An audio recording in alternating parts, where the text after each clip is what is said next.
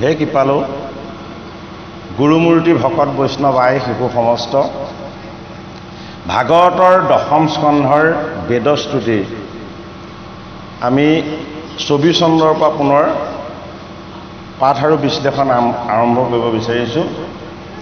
আপোনাসব সাক্ষাৎ ভকতৰূপী ভগৱন্ত আপোনাসবৰ চৰণত আমি সেৱা জনাইছোঁ। আমাৰ অজানিতে কিবা ভুল ত্ৰুটি হ'লে আপোনালোকৰ এজন সেৱক বুলি মান্য কৰি আপোনাসব নিজ গুণে তুষ্ট হ'ব বুলি আমি আশা ৰাখিছোঁ। ছবি এ স্তুতি বোলে বেদছয়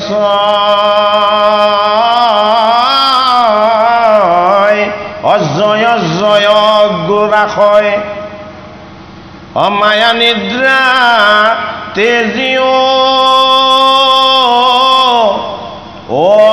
অজিত এ নেদেখি তোমাৰ পদ এ জীৱ খব নিখবদ অপ্ৰভু কৃপা কৰিতে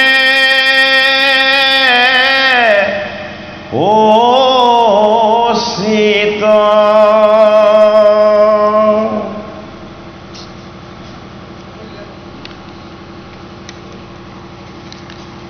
এ স্থাৱৰ জংগম দেহে সুখে দুখে ভয় মোহে অজীৱ কণিকাৰ দে মায়া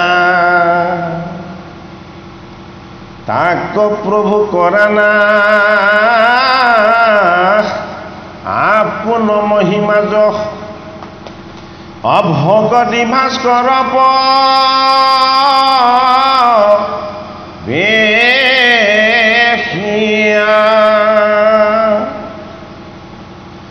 যদি বোলা সৃষ্টি স্থিতি কাৰ্য সাধে গুণৱতী অমায়া কণা শিবাকো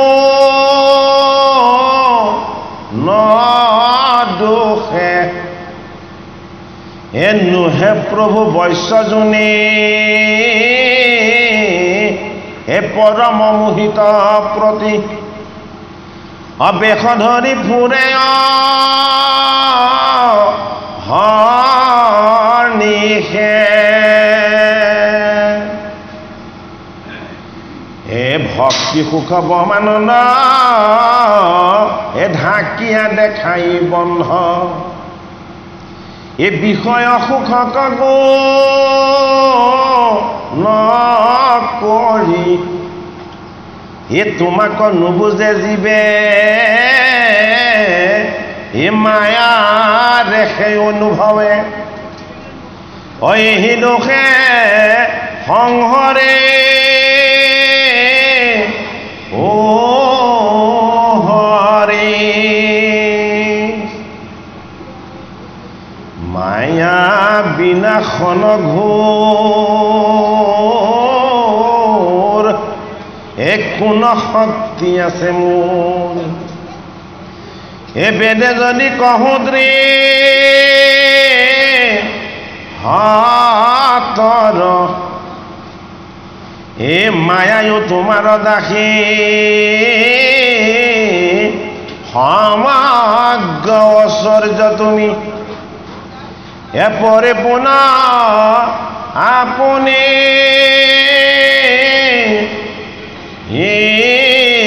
ঈশ্বৰ এতভু প্ৰভু বোলা যদি অজ্ঞান বৈৰাগ্যবাদী অতাৰা কেনে নসংহ ৰে মায়া এ তাসম্বাৰু প্ৰকাশক এ তুমি সে স্বতন্ত্ৰ নহে অতাৰা তব চৰণ চাৰিয়া হে মই সে পৰমেশ্বৰ অজীৱক নিস্তাৰ কৰোঁ যদি বোলা কহে কো নথান কি কহিব আন সাক্ষী অসৰ্বকালে আছো দেখি হয় আমি বেদ ইহাৰ প্ৰমাণ জগতৰ হৰিৰ যি ব্ৰহ্মৰূপ ব্ৰহ্ম মানে পৰম ব্ৰহ্মৰূপ পৰম ব্ৰহ্মই তেওঁৰ অংশ জীৱ ব্ৰহ্ম যেতিয়া উদৰত ধাৰণ কৰে উদৰত অৰ্থাৎ তেওঁ গৰ্ভৰ ভিতৰত এই জীৱ ব্ৰহ্ম বেদগণে হৰিৰ অখণ্ডিত আনন্দৰ ভাগ অনুভৱ কৰে তেওঁলোকৰ তেতিয়া দেহ নাথাকে তেওঁলোক তেতিয়া মহাবায়ুৰ ৰূপত থাকে তেওঁলোক তেতিয়া গুণৰ তত্ত্বৰ পৰা অতিক্ৰম হৈ নিৰ্গুণ তত্ত্বত হৰিৰ লগত একাত্ম হৈ লীন হৈ থাকে আৰু জগতৰ হৰিৰ নাসিকাৰ ৰন্ধেৰে সমস্ত জীৱগণ তেওঁ উদৰৰ পৰা বাজ হৈ জগতৰ হৰিক স্তুতি কৰি কৈছে যে হে অজিত ঈশ্বৰ হে স্বতন্ত্ৰ স্বাধীন কোনোদিন পৰাধীন নোহোৱা হে জগতৰ গোসাঁই তুমি এই যোগনিদ্ৰা এতিয়া ত্যাগ কৰা তোমাৰ এই নিদ্ৰা কি তোমাৰ এই নিদ্ৰাও মায়া তুমি তোমাৰ পৰম আনন্দ ভাৱনাত যদিও তুমি আনন্দ সুখত ফুটি আছা বা শয়ন কৰি আছা আমি বেদগণে তোমাৰ গৰ্ভত তোমাৰ কৃপাত নাসিকাৰ ৰন্ধেৰে প্ৰৱেশ হৈ তোমাৰ গৰ্ভতো তোমাৰ আনন্দৰ গুঞ্জ আৰু লীলাকে আমি শুনিবলৈ পাইছোঁ তুমি সেই পৰম আনন্দতে বিৰাজমান হৈ শয়ন কৰিছা সেই আনন্দ নিদ্ৰাৰ পৰা তুমি নিজক আঁতৰ কৰি তোমাৰ সেই আনন্দৰ অংশ আমি জীৱৰূপী ব্ৰহ্ম তুমি আকৌ আনন্দৰ ভাগ দান কৰা অৰ্থাৎ এতিয়া তুমি নিজেই আনন্দিত আৰু তোমাক আনন্দ দান কৰিবৰ কাৰণে আমাৰ এতিয়া দেহ নাই আমি এতিয়া তোমাৰ লগত এক হৈ আছো কি হয় নিৰ্গুণ ব্ৰহ্ম হয় এই নিৰ্গুণ ব্ৰহ্মৰ নিৰাকাৰ তত্ত্বৰ দ্বাৰা আমি তোমাক সেৱা কৰিবলৈ পোৱা নাই আমি তোমাক সৎকাৰ কৰিবলৈ পোৱা নাই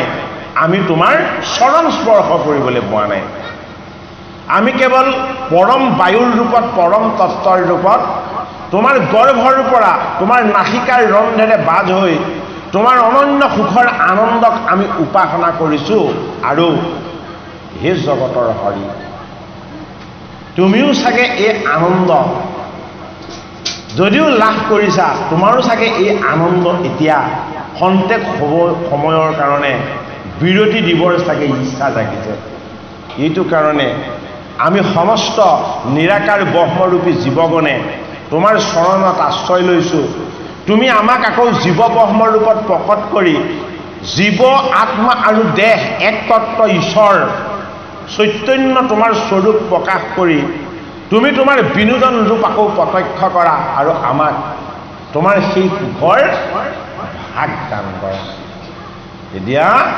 জগতৰ হৰিক বেদগণে স্তুতি কৰি উপাসনা কৰি কৈছে তুমি পৰম ব্ৰহ্ম পৰম পিতা পৰম তত্ত্ব তোমাৰ সুখ নিদ্ৰাৰ আনন্দত মায়াৰ স্পৰ্শ নাথাকে কিন্তু আমাৰ এই জীৱগণক বেদগণক তোমাৰ অংশ এই জীৱসকলক তুমি নিৰ্গুণ ব্ৰহ্মৰ পৰা সগুণ ব্ৰহ্মলৈ যদি তুমি নিবলৈ হয় তুমি আকৌ তোমাৰ যোগমায়াৰ মধুমতী মায়াৰ কাল মায়াৰ আদি মায়াৰ অনাদি মায়াৰ হৰলোকী মায়াৰ অন্তৰ্ধান মায়াৰ এই নৱবিধা মায়াৰ তুমি কি কৰিব লাগিব আশ্ৰয় ল'ব লাগিব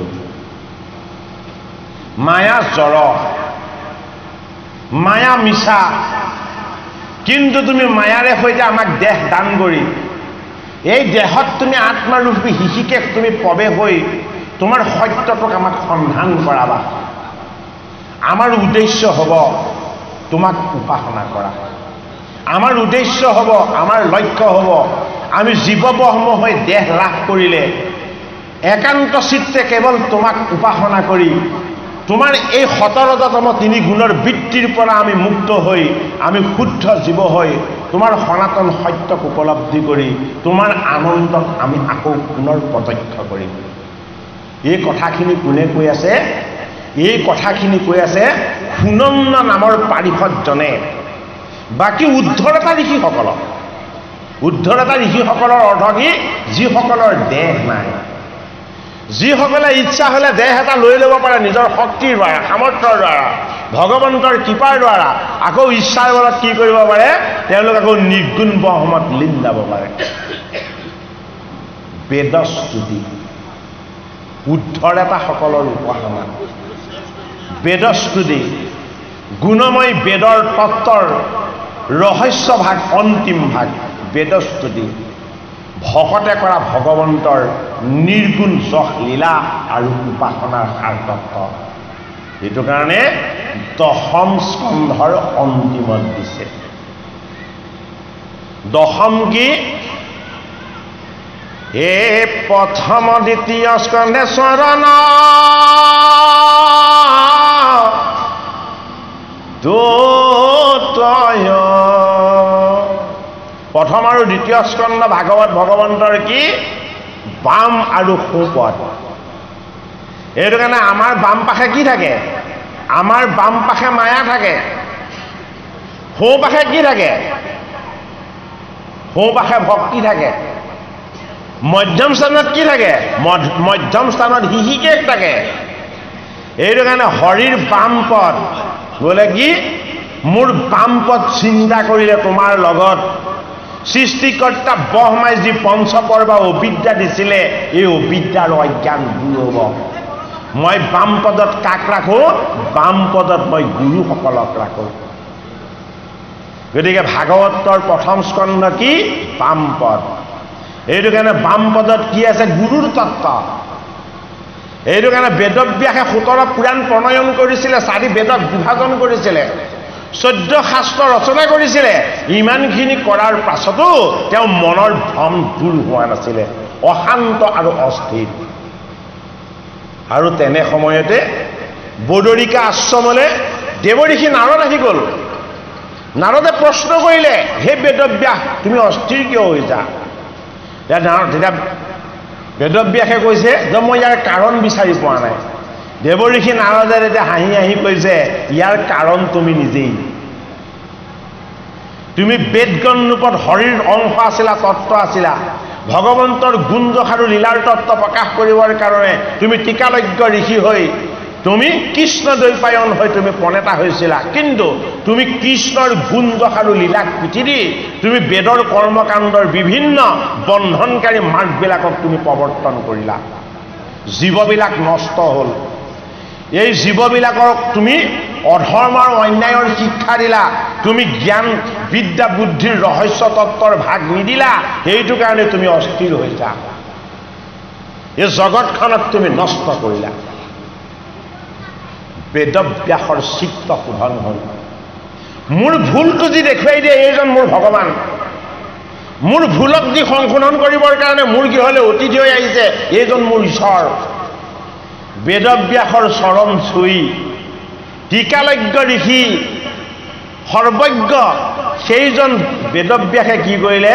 আপুনিয়েই হওক মোৰ গুৰুজন, আপুনিয়েই হওক মোৰ গোবিন্দ। মই কি কৰিলে মোৰ ভুলৰ সংশোধন হ'ব, আপুনি মোক মাৰ্গদৰ্শন কৰাওক। এতিয়া টিকালজ্ঞ ঋষি বেদব্যাসৰ কাৰণে ভাগৱতৰ 1ম স্কন্ধত দেৱঋষি নাৰদ গুৰুৰ স্থানত অধিষ্ঠিত হৈ হৰষিত মনেৰে সৈতে কৃষ্ণৰ গুণদোষ আৰু লীলাৰ এই শ্ৰীমদ ভাগৱত শাস্ত্ৰ প্ৰণয়ন কৰিবৰ কাৰণে উপদেশ দান কৰিলে।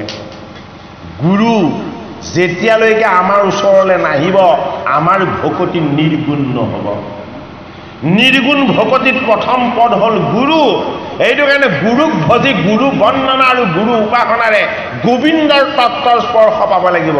সেইটো কাৰণে ভাগৱতৰ 1ম পদ আৰম্ভ কৰিছে কোনে? শুকৰ শিষ্য সুত মুনিয়ে। সুতমুনিয়ে গুৰুক স্মৰণ কৰি শুকক স্মৰণ কৰি নৈমিক ক্ষেত্ৰত সহস্ৰ ঋষিক এই ভাগৱত কথা কীৰ্তন কৰি শ্ৰৱণ কৰাইছে আৰু ভাগৱত তাৰ পৰাই প্ৰাৰম্ভ হৈছে। শুকে ভাগৱত যদিও বক্তা, শুকে ভাগৱত পৰীক্ষিতক কেতিয়া কৈছে? শুতে কৈ থকা কথাখিনি যেতিয়া অন্ত হৈছে তেতিয়াহে শুকমুনি ভাগৱতৰ প্ৰথম স্কন্ধত আগমন হৈছে। ক'ত? যেতিয়া গংগাৰ পাৰলৈ সুতমুনিৰ আগমন হৈছে ভাগৱতৰ প্ৰথম স্কন্ধ। সুতৰ আগমন, শুকমুনিৰ আগমন আৰু শুকমুনিৰ ৰূপ বৰ্ণন এই কথা কোৱাৰ লগে লগেই ভাগৱতৰ প্ৰথম স্কন্ধ সমাপ্ত হৈছে। অৰ্থাৎ গুৰুৰ চৰণ, গুৰুৰ মূৰ্তি, গুৰুৰ উপাসনা আৰু গোবিন্দৰ তত্ত্ব ভাগৱতৰ প্ৰথম স্কন্ধ। এই বৈকুণ্ঠৰ কল্পতৰু ভাগৱত শাস্ত্ৰ আমি শ্ৰৱণ কীৰ্তন কৰি ভগৱন্তৰ চৰণৰ আশীৰ্বাদৰ যদি আমি ভাগ ল'ব বিচাৰোঁ তেতিয়াহ'লে প্ৰথম আমাৰ আশ্ৰয় হ'ব লাগিব কি? গুৰু ভগৱান। গুৰু কি? গু মানে কি? গু মানে অন্ধকাৰ, ৰু মানে কি? ৰু মানে পোহৰ। আমি তিনি গুণময় অহংকাৰত, অবিদ্যাত আমি সদায় ডুব গৈ থাকোঁ। এই তিনি গুণময় অহংকাৰ আৰু অবিদ্যাৰ পৰা আমাক মুক্ত কৰি নিৰ্গুণ হৰিৰ নিৰাকাৰ ব্ৰহ্ম জগতৰ হৰিৰ চৰণ আৰু তেওঁৰ উপাসনাৰ জ্ঞান বিদ্যা বুদ্ধি যি দান কৰিব সেইজন হ'ব কি? আমাৰ গুৰু ভগৱান।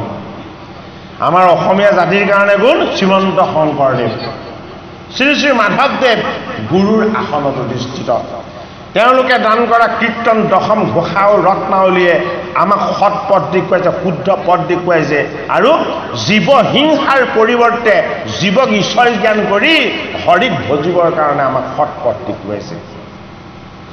গতিকে প্ৰথম দ্বিতীয় স্কন্ধে চৰণৰ উদয়, গুৰুক ভজিলে প্ৰথম পদ, গুৰুৰ পৰা পোৱা ৰহস্য ভগৱতীৰ জ্ঞান সেয়া হ'ল সোঁপদ দ্বিতীয় স্কন্ধ। দ্বিতীয় স্কন্ধত আছে সেইটো কাৰণে কি? মহাভাগৱত মহাধৰ্ম, হৰিৰ লীলা অৱতাৰ কথন। ভাগৱতৰ দশলক্ষণ ব্যক্ত কৰাৰ লগে লগেই ভাগৱতৰ দ্বিতীয় স্কন্ধ সমাপ্ত। ভাগৱতৰ তৃতীয় স্কন্ধ গুৰুৰ বামুৰু, ভাগৱত ভগৱন্তৰ বামুৰু। ভাগৱতৰ চতুৰ্থ স্কন্ধ ভাগৱত ভগৱন্তৰ সোঁউৰু। আমাৰ উৰুত কি থাকে? আমাৰ উৰুত অহংকাৰ থাকে। আমাৰ উৰুত কি থাকে? আমাৰ উৰুত অবিদ্যা থাকে, অজ্ঞান থাকে।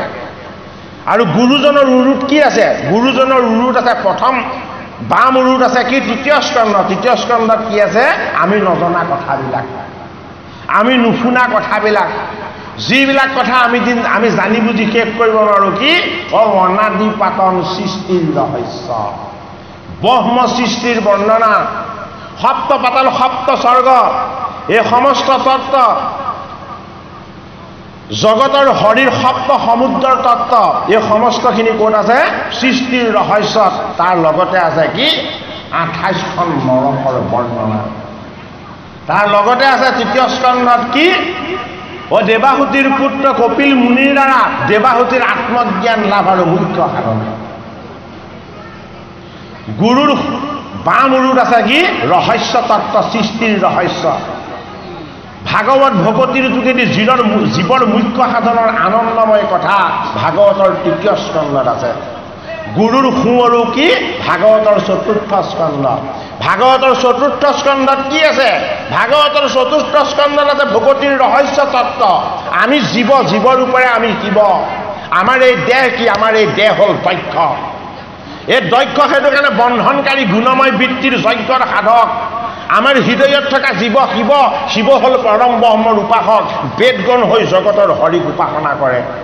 এইটো কাৰণে জীৱৰ লগত দেহৰ সমন্বয় নহয়, ইহঁত দুটাৰ মাজত সদায় বিৰোধ হয়। সেইটো কাৰণে ভাগৱতৰ চতুৰ্থ স্কন্ধত প্ৰথম দিছে শিৱ আৰু দক্ষৰ বিৰোধ, সতীৰ দেহ ত্যাগ। যেতিয়ালৈকে শিৱৰূপী জীৱক ঈশ্বৰ জ্ঞান কৰিব পৰা নাযাব, এই দক্ষৰূপী দেহে জীৱন যজ্ঞ নকৰক, এই জীৱনৰ যজ্ঞ কেতিয়াও সফল নহয়। এইটো কাৰণে ব্ৰহ্মাৰ দশপুত্ৰৰ আঙুলিৰ পৰা নিৰ্মাণ কৰা এই দক্ষৰূপী যিজন প্ৰজাপতি আছিলে, এই প্ৰজাপতিজন আমাৰ দেহৰ তত্ত্ব। দেহৰ তত্ত্বত ঈশ্বৰ বাস কৰে, কিন্তু দেহটো ঈশ্বৰ নহয়, দেহটো হ'ল মায়া। এইটো কাৰণে মায়াময় দেহটো ভোগ লাগে, বিলাস লাগে, আনন্দ লাগে। এইবিলাকৰ কাৰণে আমি কৰ্ম কৰোঁ। এই কৰ্ম হ'ল যজ্ঞ, এই যজ্ঞ হ'ল বন্ধনকাৰী। জীৱৰ উন্নতি আৰু কল্যাণৰ কাৰণে, আত্মাৰ কুশল আৰু মংগলৰ কাৰণে আমাৰ এই সাধনময় দেহটোৱে ঈশ্বৰক উপাসনা কৰিব লাগিব। সাধনময় দেহৰ নাম হ'ল সতী, সেইটো কাৰণে শিৱৰ ভাৰ্যা। এই সতীময় দেহে যদি কৰ্ম বন্ধনৰ যজ্ঞৰ কাৰণে ধাৱমান হৈ ঈশ্বৰ সেৱাৰ পথক যদি কেনেবাকে ত্যাগ কৰি দিয়ে, তেতিয়াহ'লে কি হ'ব? সতীৰ দেহ ত্যাগ, দক্ষ যজ্ঞত সতীৰ দেহ ত্যাগ হ'ব। গতিকে ভাগৱতৰ চতুৰ্থ স্কন্ধৰ সোঁৰটোত ভাগৱত ভগৱন্তই ধাৰণ কৰিছে জীৱ আৰু শিৱৰ তত্ত্ব। ভাগৱতৰ চতুৰ্থ স্কন্ধত আছে ধ্ৰুৱৰ চৰিত্ৰ, ভাগৱতৰ চতুৰ্থ স্কন্ধত আছে অংগৰ কাহিনী, বেনৰ কাহিনী, ভাগৱতৰ চতুৰ্থ স্কন্ধত আছে কি? পুৰন্দন উপাখ্যান, জীৱৰ তত্ত্ব।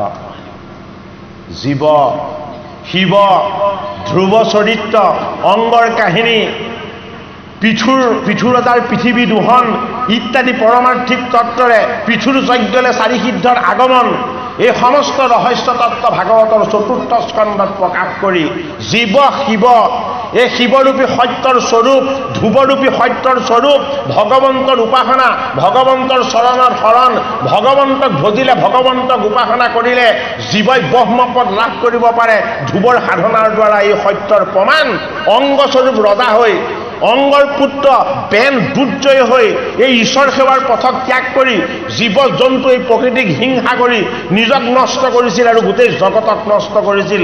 এইদৰে বেনৰূপী দুৰ্জয় চিন্তন ভাৱবিলাকক বিনাশ কৰি পৃথুৰূপী পৰমাত্মাৰ পৰম তত্ত্বক আমি সন্ধান কৰি পৃথুৰ যজ্ঞৰূপী সৎকৰ্ম সৎ সাধনাৰ যোগেদি বৈকুণ্ঠৰ পাৰিষদৰূপী চাৰি সিদ্ধক আমি এই ভূমিভাগলৈ নমাই আনিব পাৰিম।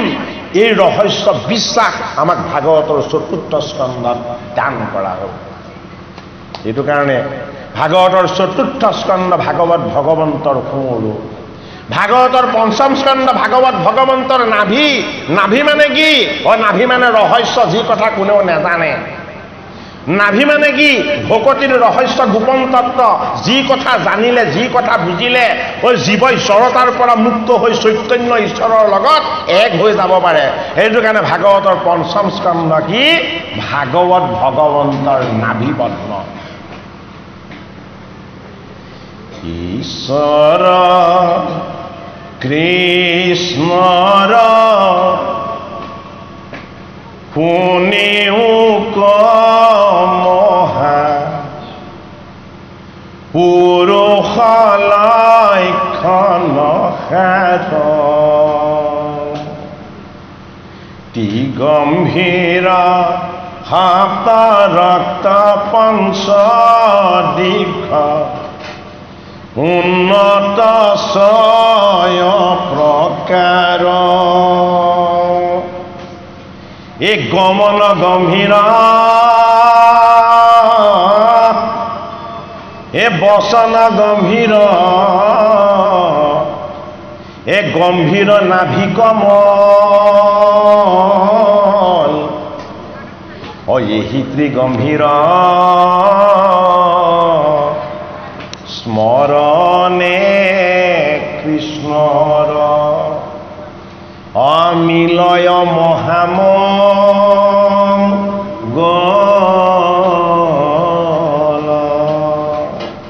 গমন গম্ভীৰ বচন গম্ভীৰ গম্ভীৰ নাভি কমল এহি ত্ৰিগম্ভীৰ স্মৰণে কৃষ্ণৰ অমিলয় মহামংগল।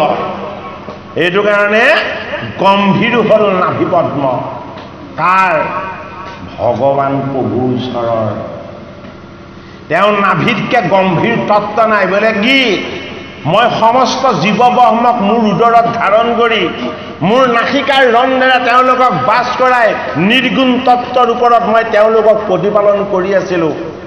যেতিয়াই মোৰ ইচ্ছা হ'ল এই জগত ব্ৰহ্মাণ্ড ৰচনা কৰিব লাগিব, জীৱ সৃষ্টি কৰিব লাগিব, জীৱবিলাকৰ মাজত মই শিৱৰূপী সনাতন সত্য সদায় তাত প্ৰত্যক্ষ হৈ মোৰ আনন্দ মই নিজেই ভাগ ল'ব লাগিব। এই জীৱ ব্ৰহ্ম মোৰ অংশ হ'ব আৰু তেওঁলোকৰ লগত মই পৰমাত্মা পৰম তত্ত্ব ৰূপত হিহিকে মই নাৰায়ণ ৰূপত বাস কৰি মোৰ আনন্দৰ ভাগ ল'ম। এইটো কাৰণে ভগৱন্ত প্ৰভুৰ নাভি ভাগৱতৰ পঞ্চম স্কন্ধ এইটো কাৰণে নাভিৰ পুত্ৰ কোন নাভিৰ পুত্ৰ হ'ল ঋষভ ঋষভৰ পুত্ৰ হ'ল কোন ভৰত ভৰতৰ তিনিটা জন্ম হ'ল জড়ভৰত জড়ভৰতৰ দ্বাৰা ভাগৱতৰ পঞ্চম স্কন্ধত ৰহুগণ ৰজাৰ দোলাত বহন হ'ব ৰহুগণ ৰজাৰ শৰণ ভজনৰ সমস্ত তত্ত্ব এই জড়ভৰতৰ দ্বাৰা দান কৰা হ'ব পঞ্চম স্কন্ধ ভাগৱত ভগৱন্তৰ নাভিপদ্ম এই ভৰত ঋষভতনয় জ্যেষ্ঠজনে পুলহ ঋষিৰ আশ্ৰমলৈ যাব কিহৰ কাৰণে মুখ্য সাধনৰ কাৰণে পুলহ ঋষিৰ আশ্ৰমৰ কথাটো কিয় আনিলে জগতৰ হৰিৰ নাভিপদ্মৰ পৰা জন্ম হ'ল কোন ব্ৰহ্মা আৰু ব্ৰহ্মাৰ নাভিৰ পৰা কোন জন্ম হৈছিলে ব্ৰহ্মাৰ নাভিৰ পৰা জন্ম হৈছিলে পুলহ ঋষি সেইটো কাৰণে পুলহ ঋষিৰ আশ্ৰমত তীৰ্থ কৰি জীৱনৰ মুখ্য সাধন কৰিবলৈ গৈছে কোন ঋষভতনয় জড়ভৰত ঋষভতনয় ভৰত ভৰত মৃগ শাবকত মোহিত হ'ল সেইটো কাৰণে হৰিণ জনম লাভ হ'ল হৰিণ জনম লাভ হৈ জাতিস্মৰ হ'ল কেৱল হৰিক চিন্তা কৰিলে ব্ৰাহ্মণৰ ঘৰত ভৰত হৈ জন্ম হ'ল সেইবাৰ তেওঁ জড় হৈ গ'ল বোলে কি মই জীৱ ব্ৰহ্ম হ'ম দেহ ব্ৰহ্ম নহ'ম মই সত্য ব্ৰহ্ম শুদ্ধ ব্ৰহ্ম হ'ম হৰিৰ তিনি গুণময় মায়াৰ স্পৰ্শ মই মোৰ লগত নেৰাখোঁ সেইটো কাৰণে কি হ'ল দেহৰ গুণবিলাকক জড় কৰি চৈতন্য ঈশ্বৰৰ চেতনাবিলাকক নিজৰ কায় বাক্য আৰু মনত সৰ্বদা প্ৰকাশ কৰিলে সেইটো কাৰণে কি হ'ল ৰহুগণ ৰজাৰ গুৰু ভগৱান কপিল ঈশ্বৰৰ মূৰ্তি হ'ল তেওঁ সেইটো কাৰণে ভাগৱতৰ পঞ্চম স্কন্ধত আমাক দেখাইছে কি আমাৰ সাধনা যদি নিৰ্গুণ হয় আমাৰ সাধনা যদি গুৰুৰ কৃপা হয় আমাৰ সাধনা যদি ভাগৱত ভক্তি হয় আমাৰ সাধনাত যদি শৰণ ভজনৰ তত্ত্বৰ প্ৰৱেশ হয় তেতিয়াহ'লে কি হ'ব এই গুণময় বৃত্তিবিলাক জড় হ'ব নিৰ্গুণ তত্ত্ব আত্মা চৈতন্য হ'ব চৈতন্য আত্মাৰ লগত যদি জীৱ আত্মা এক হৈ যায় এই জীৱন্ত কালত পৰমাত্মাক প্ৰাপ্ত কৰিব পাৰিব ভাগৱতৰ পঞ্চম স্কন্ধ ঋষভদেৱৰ মুখ্য লাভ ৰহুগণ ৰজাৰ দোলাবহন আৰু জগতৰ হৰিৰ অনন্য ৰহস্য তত্ত্ব বোলে কি মোৰ নাভিত আছে ৰহস্য সৃষ্টিৰ উৎস মোৰ ভকতিৰ তত্ত্বতকৈ ৰহস্য বস্তু নাই এইটো কাৰণে মোৰ ৰহস্য ভকতিৰ শৰণ ভজনৰ তত্ত্ব মই নিজেই জড়ভৰত হৈ ৰহুগণ ৰজাক দান কৰি মই ভাগৱতৰ পঞ্চম স্কন্ধত জীৱ উদ্ধাৰ আৰু জীৱ শুদ্ধ হোৱাৰ যি পৰম পবিত্ৰ পথ এই পথৰ মই সন্ধান দিলোঁ ভাগৱতৰ পঞ্চম স্কন্ধ ভাগৱত ভগৱন্তৰ নাভিপদ্ম ভাগৱতৰ ষষ্ঠ স্কন্ধ ভাগৱত ভগৱন্তৰ হৃদয় ভগৱন্তৰ হৃদয়ত কি আছিলে শুদ্ধ জীৱ আছিলে শুদ্ধ জীৱ ব্ৰহ্ম আছিলে এই জীৱ ব্ৰহ্মই বেদগণৰ ৰূপ লৈ হৰিক স্তুতি আৰু উপাসনা কৰিছিলে গতিকে ভগৱন্তৰ হৃদয়ত কোন থাকে ভগৱন্তৰ হৃদয়ত ভকত থাকে ভকতৰ হৃদয়ত কোন থাকে ভকতৰ হৃদয়ত ভগৱন্তৰ নাম থাকে আৰু ভগৱান থাকে এইটো কাৰণে ষষ্ঠ স্কন্ধ ভাগৱত ভগৱন্তৰ হৃদয় কিহেৰে আৰম্ভ হ'ল অজামিল উপাখ্যান এই অজামিল স্বৰূপ আমি কি আমি অজ আছিলোঁ জন্ম মৃত্যু ৰহিত আছিলোঁ আমি বেদগণ ৰূপত আছিলোঁ হৰিৰ তত্ত্ব আছিলোঁ এইটো কাৰণে জন্ম মৃত্যুৰ অতীত যি তত্ত্ব সেই তত্ত্বৰ নাম কি অজামিল অজ যোগ অমিল অজ কি অজ হ'ল বেদগণ অমিল কি অমিল হ'ল হৰিৰ মায়া এই হৰিৰ মায়াৰ সত্তাৰ লগত এই জীৱ ব্ৰহ্ম যেতিয়া লগ হয় তাক কোৱা হয় অজামিল বুলি এইটো কাৰণে অজামিল কিহেৰে সৃষ্টি হয় অজামিল সৃষ্টি হয় হৰিৰ তিনি গুণময় মায়াৰে সেইটো কাৰণে অজামিল কি আছিলে ব্ৰাহ্মণ আছিলে ব্ৰাহ্মণ মানে য'ত ব্ৰহ্মতত্ত্বৰ প্ৰকাশ হয় হৰিৰ মহিমা যি যদিও নুবুজে তথাপিতো তাৰ দ্বাৰা প্ৰকট হয় সেইটো কাৰণে কি ব্ৰাহ্মণ অজামিলৰ 10জন পুত্ৰ কনিষ্ঠ পুত্ৰৰ নাম নাৰায়ণ বাকী 9জন পুত্ৰৰ নাম দেখুওৱা হোৱা নাই ভাগৱতৰ ষষ্ঠ স্কন্ধত হয়নে ভাগৱতৰ ষষ্ঠ স্কন্ধ ভগৱন্তৰ হৃদয় মোৰ হৃদয়ক যদি কোনোবাই উপাসনা কৰে, মোৰ চৰণ উপাসনা কৰি মোৰ চৰণ বন্দনাৰে, মোৰ নাম গুণ আৰু যশৰ লীলাৰ তত্ত্বৰে কোনোবাই যদি মোৰ তত্ত্বৰ সন্ধান কৰে, তেতিয়াহ'লে মোৰ হৃদয়ত মই কি ৰাখিছোঁ এয়া অনুভৱ কৰিব পাৰিব। বোলে কি অশুদ্ধ জীৱবিলাকক, মোৰ নাম গুণ শ্ৰৱণ কীৰ্তন কৰা ভকতবিলাকক মই মোৰ হৃদয়ত স্থান দি ৰাখোঁ। বোলে কি অজামিলে নাৰায়ণ নাৰায়ণ নাম মোৰ হৃদয়ত জপ কৰি আছিল। এইটো কাৰণে অজামিলা নাম ক'ত লৈছিলে? অজামিলা নাম লৈছিলে অন্তিম সময়ত, যেতিয়া তেওঁৰ ওচৰলৈ যমদূত আহিছিলে 3জন।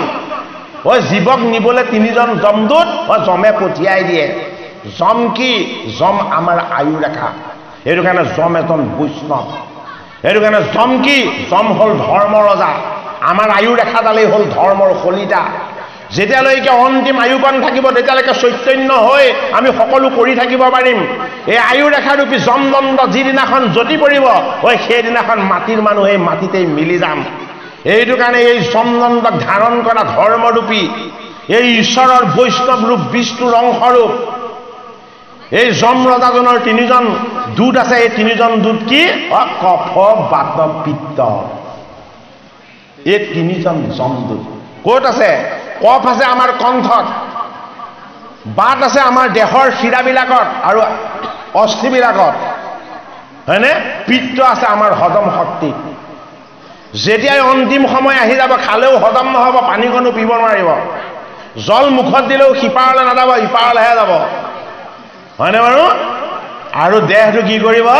দেহটো বিষময় কৰিব, অগ্নিময় কৰিব। কণ্ঠ কি কৰিব? কণ্ঠ ৰুদ্ধ কৰিব। কফ আমাৰ শ্বাস নিশ্বাসৰ ক্ৰিয়াৰ শক্তি, জল তত্ত্ব। বাত আমাৰ দেহৰ যি চৈতন্য শক্তি, এই শক্তিত থকা যি শুভ শক্তি, এয়া হ'ল বাত। বোলে কি? এই শুভখিনি যেতিয়া অশুভ হ'ব তেতিয়া বিষ হ'ব, বিষে ক্ৰিয়া কৰিব। পিত্ত যিকোনো বস্তুক আমি পাচনৰ দ্বাৰা তাক হজম কৰি দেহত ল'ব পৰাৰ যিটো গুণ, এইটো হ'ল পিত্ত। মৃত্যুৰ সময়ত সেই গুণ লোপ পাব। এই 3জন যমদূত নেলাগে হৰিয়ে পঠাব, নেলাগে যমদূতে পঠাব, আমাৰ লগত বহিয়ে আছে সেই 3জন। যদি আমাৰ নিয়ম সংযম আৰু আমাৰ জীৱনৰ সত্য পথত যদি আমি আগুৱাই নাযাওঁ, কফে কণ্ঠ ৰুদ্ধ কৰিব, বাতে পীড়া নমতাকে আনিব, হয়নে? আৰু পিত্তই যিকোনো বস্তু এনেও খাব নোৱাৰাকে আমাক বঞ্চিত কৰি ৰাখিবই। বোলে মিঠা জোখত খাবা, বেছিকৈ নাখাবা, কি হ'ব? বোলে চুগাৰ হৈ মিঠাৰ ফালে চাবও নোৱাৰে, চালে খাবলৈ মন যায়, কিন্তু কি হয়? ইফালে খিয়া আহিয়ে গ'ল, হয়নে নহয়? বেছিকৈ ভোগ নকৰিবা। বোলে কি? ব্লাডৰ ভেচেলবিলাকত কলেষ্ট্ৰল জমা হ'ব, প্ৰেছাৰটো হাই হৈ যাব, টেবলেট খায়ো ল' কৰিব নোৱাৰিবা, হয়নে বাৰু? বেছিকৈ ভোগ কৰিলে কি হ'ব? ৰোগৰ পৰিমাণটো বেছি হ'ব। এই ব্লাড ভেচেলবিলাকক ব্লাডটো প্ৰবাহ হ'বৰ কাৰণে যদি ভাল কৰি ৰাখিবলৈ হয় নিয়মিত শ্ৰম কৰিব লাগিব। কিন্তু কি? শ্ৰমৰ নামত কি? শ্ৰমৰ নামত একো নকৰে, কেৱল সুখ আৰু আলস্য, হয়নে? মানুহক ক'বলৈ বেয়া পায়, দেখিবলৈ সুন্দৰে, কিন্তু দেহাটো ৰোগৰ বাহ। কিয় ৰোগৰ বাহ? জগতৰ হৰিয়ে কৈছে, জীৱ কৰি পঠাইছো, ইহ কৰ্মাণি জিজি বিচ্ছেদ শতম সমাহা। এইদৰে মোৰ কৰ্ম কৰি কৰি 100 বছৰ আয়ু শেষ কৰিবা। যদি কৰ্ম নকৰা তেতিয়াহ'লে কি হ'ব? অধৰ্ম হ'ব, অন্যায় হ'ব।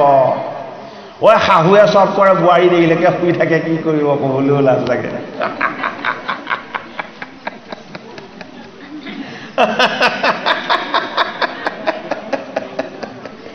হয়নে বাৰু? শাহুৰ চৰ্দিও নালাগে, একো সমস্যা নাই, বোৱাৰী বোলে সদায় সপ্তাহত 2বাৰ ডাক্তৰৰ ওচৰলৈকে গৈ থাকে, হয়নে বাৰু? আৰু শাহুৱে যদি কয়, এই বোৱাৰী তোৰনো ইমান অসুখ হৈ থাকিব লাগে ন, তহঁতৰ সমানত আমি দৌৰি ফুৰিছিলোঁ, হয়নে? বোৱাৰীয়ে মুখ উফুন্দাই 3 দিনলৈ নমতাকে থাকে, হয়নে বাৰু? আৰু তাৰ পৰিণতিটো কি হয়? ৰোগৰ পৰিমাণটো ভিতৰতে বেছিকৈ সঞ্চয় হয়। মন বেয়া হলে কোষ বেয়া হলে এই দেহত ৰোগৰ পৰিমাণ বাঢ়িবই এয়া সত্য কথা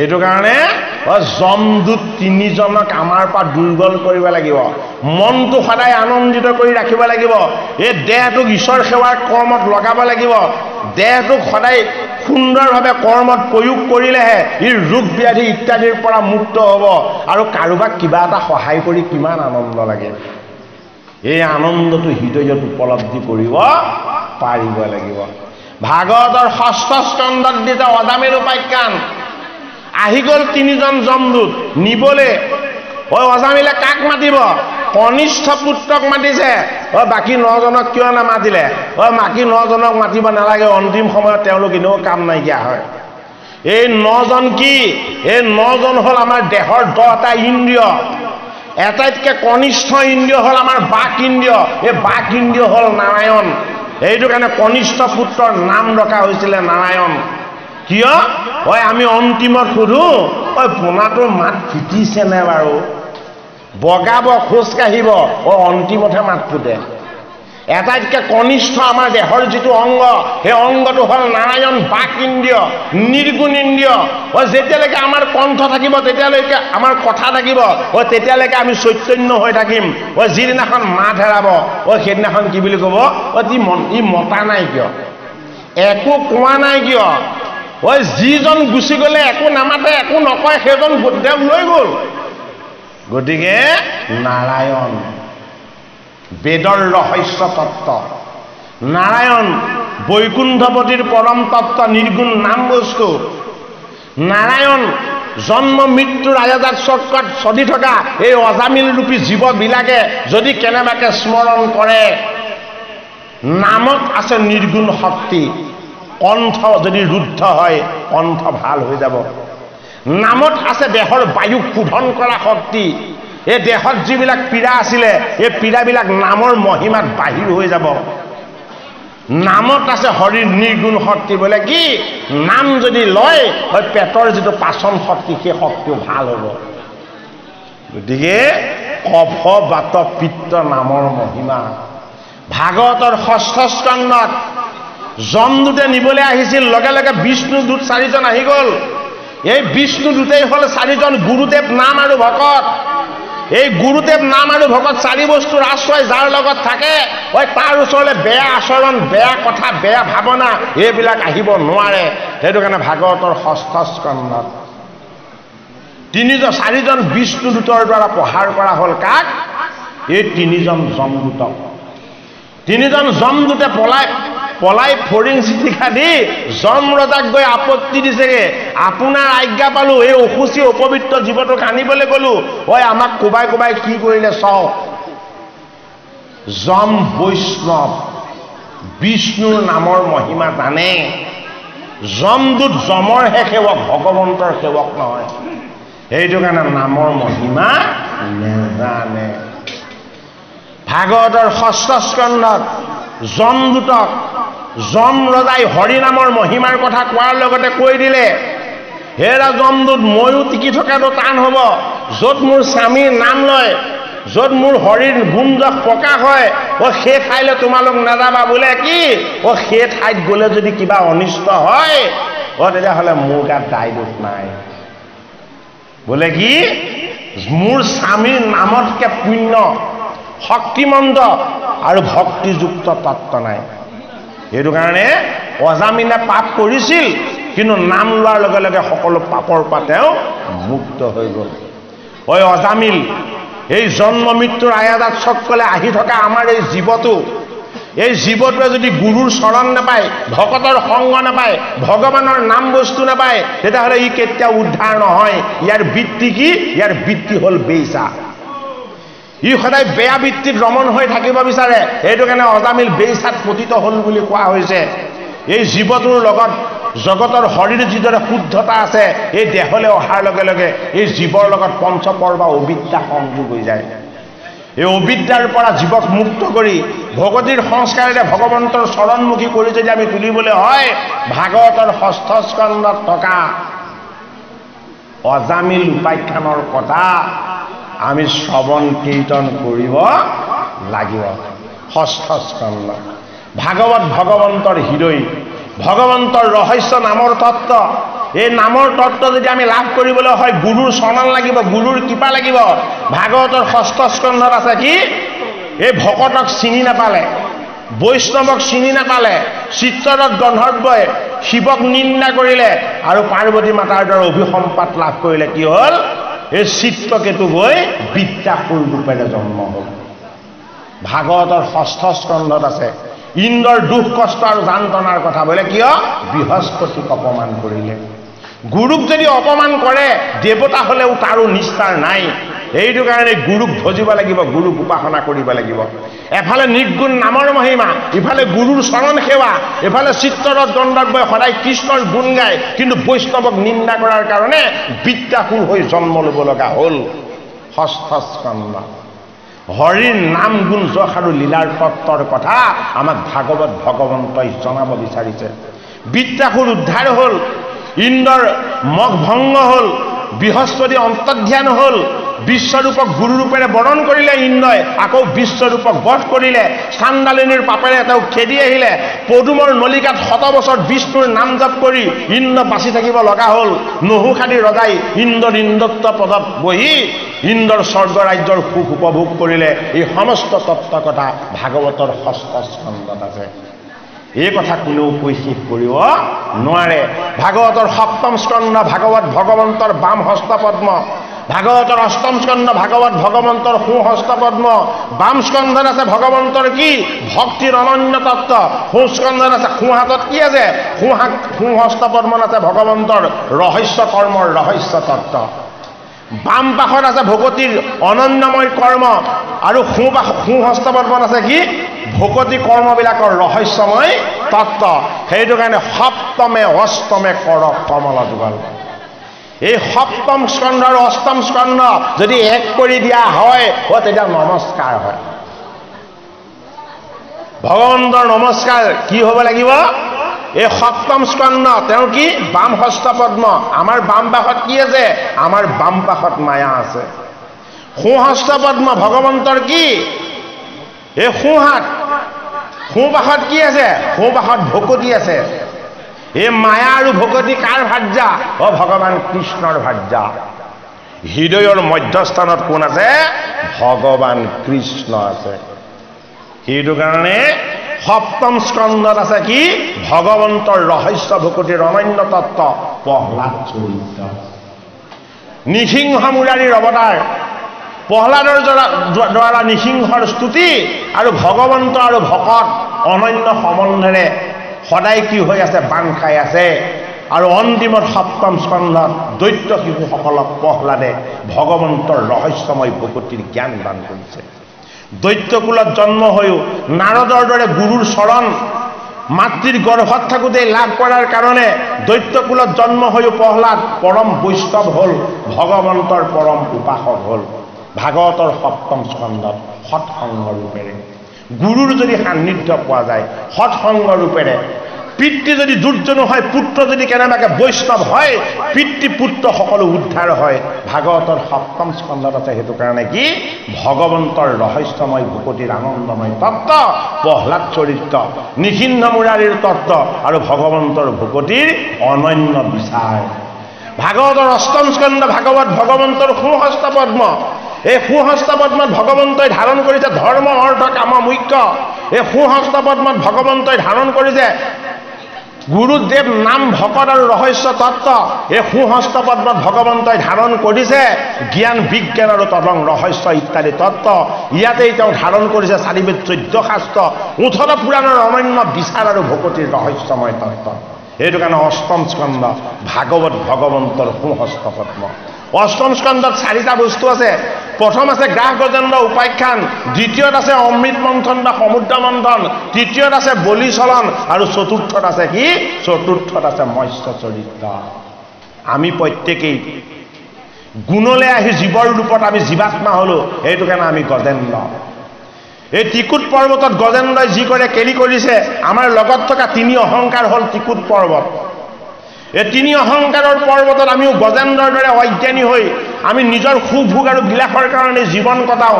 এই গজেন্দ্ৰৰূপী অহংকাৰত উন্মত্ত হৈ থকা জীৱবিলাকক গাহৰূপী পাপে ভৰিত ধৰি আছে, এই কথা আমি নাজানো। মৃত্যুৰ সময় হলে একো উপায় নাথাকিলে আমি যেতিয়া ভকতৰ সংগত ভগৱন্তৰ নাম বস্তুৰ দ্বাৰা আমি উদ্ধাৰ হ'ব বিচাৰো, এয়া হ'ল গজেন্দ্ৰৰ লক্ষণ। ভাগৱতৰ অষ্টম স্কন্ধত আছে কি? গাহ গজেন্দ্ৰ উপাখ্যান। এই গাহ গজেন্দ্ৰ উপাখ্যানৰ দ্বাৰা গজেন্দ্ৰ হস্তি ৰূপ গুচিলে। হস্তি মানে পাপ।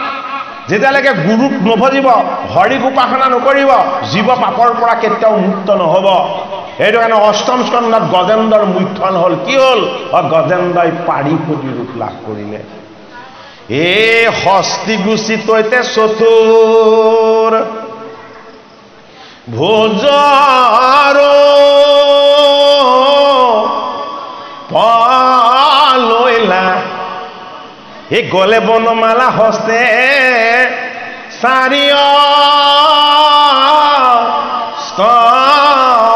লৈলা। এইজন গজেন্দ্ৰ বোলে আগৰ জনমৰ ইন্দ্ৰদুম্ন নামৰ এজন ৰজা আছিলে। ইন্দ্ৰদুম্ন ৰজাই ব্ৰত পালন কৰিছিলে।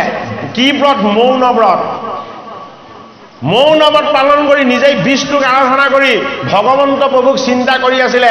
আৰু সেই সময়তেই তেওঁক আশীৰ্বাদ দিবৰ কাৰণে অগস্তি নামৰ ঋষি আহি গ'ল। অগস্তিক দেখি মুখেৰে নামাতিলে, মূৰটো ৰূপিয়াই অভিবাদন জনালে। অগস্তিৰ খং উঠি গ'ল। হেৰৌ, তই কি বেদ পঢ়িলি? তই বেদৰ ৰহস্যটোকে নাজানিলি? মই যদিও অগস্তি ঋষি, তোৰ কাৰণে মই আজি ভগৱান, তোক আশীৰ্বাদ দি তোক উদ্ধাৰ কৰিবলৈ আহিছিলোঁ। তই ঋষিক চিনি নাপালি, বৈষ্ণৱক চিনি নাপালি, গতিকে তোক আজি মই অভিসম্পাত দিম। বোলে কি? তই হৰিৰ গুণদক সকলো পাহৰিবি, হস্তি হৈ জন্ম লবি, কেৱল মায়াৰ ভ্ৰমত তই নিকাৰত ভুগি থাকিবি আৰু জীৱনৰ দুখ কষ্ট ভোগ কৰি অন্তিম সময়ত তোক হৰিক স্মৰণ হ'ব। ইন্দ্ৰদুম্ন ৰজাই অগস্তিৰ চৰণত পৰি কান্দিলে।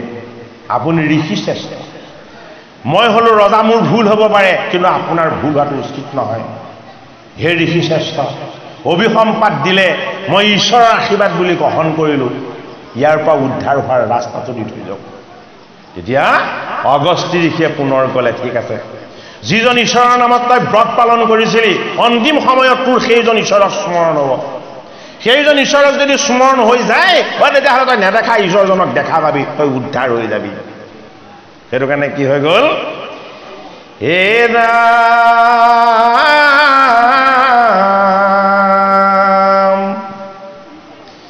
এ হস্তি গুচি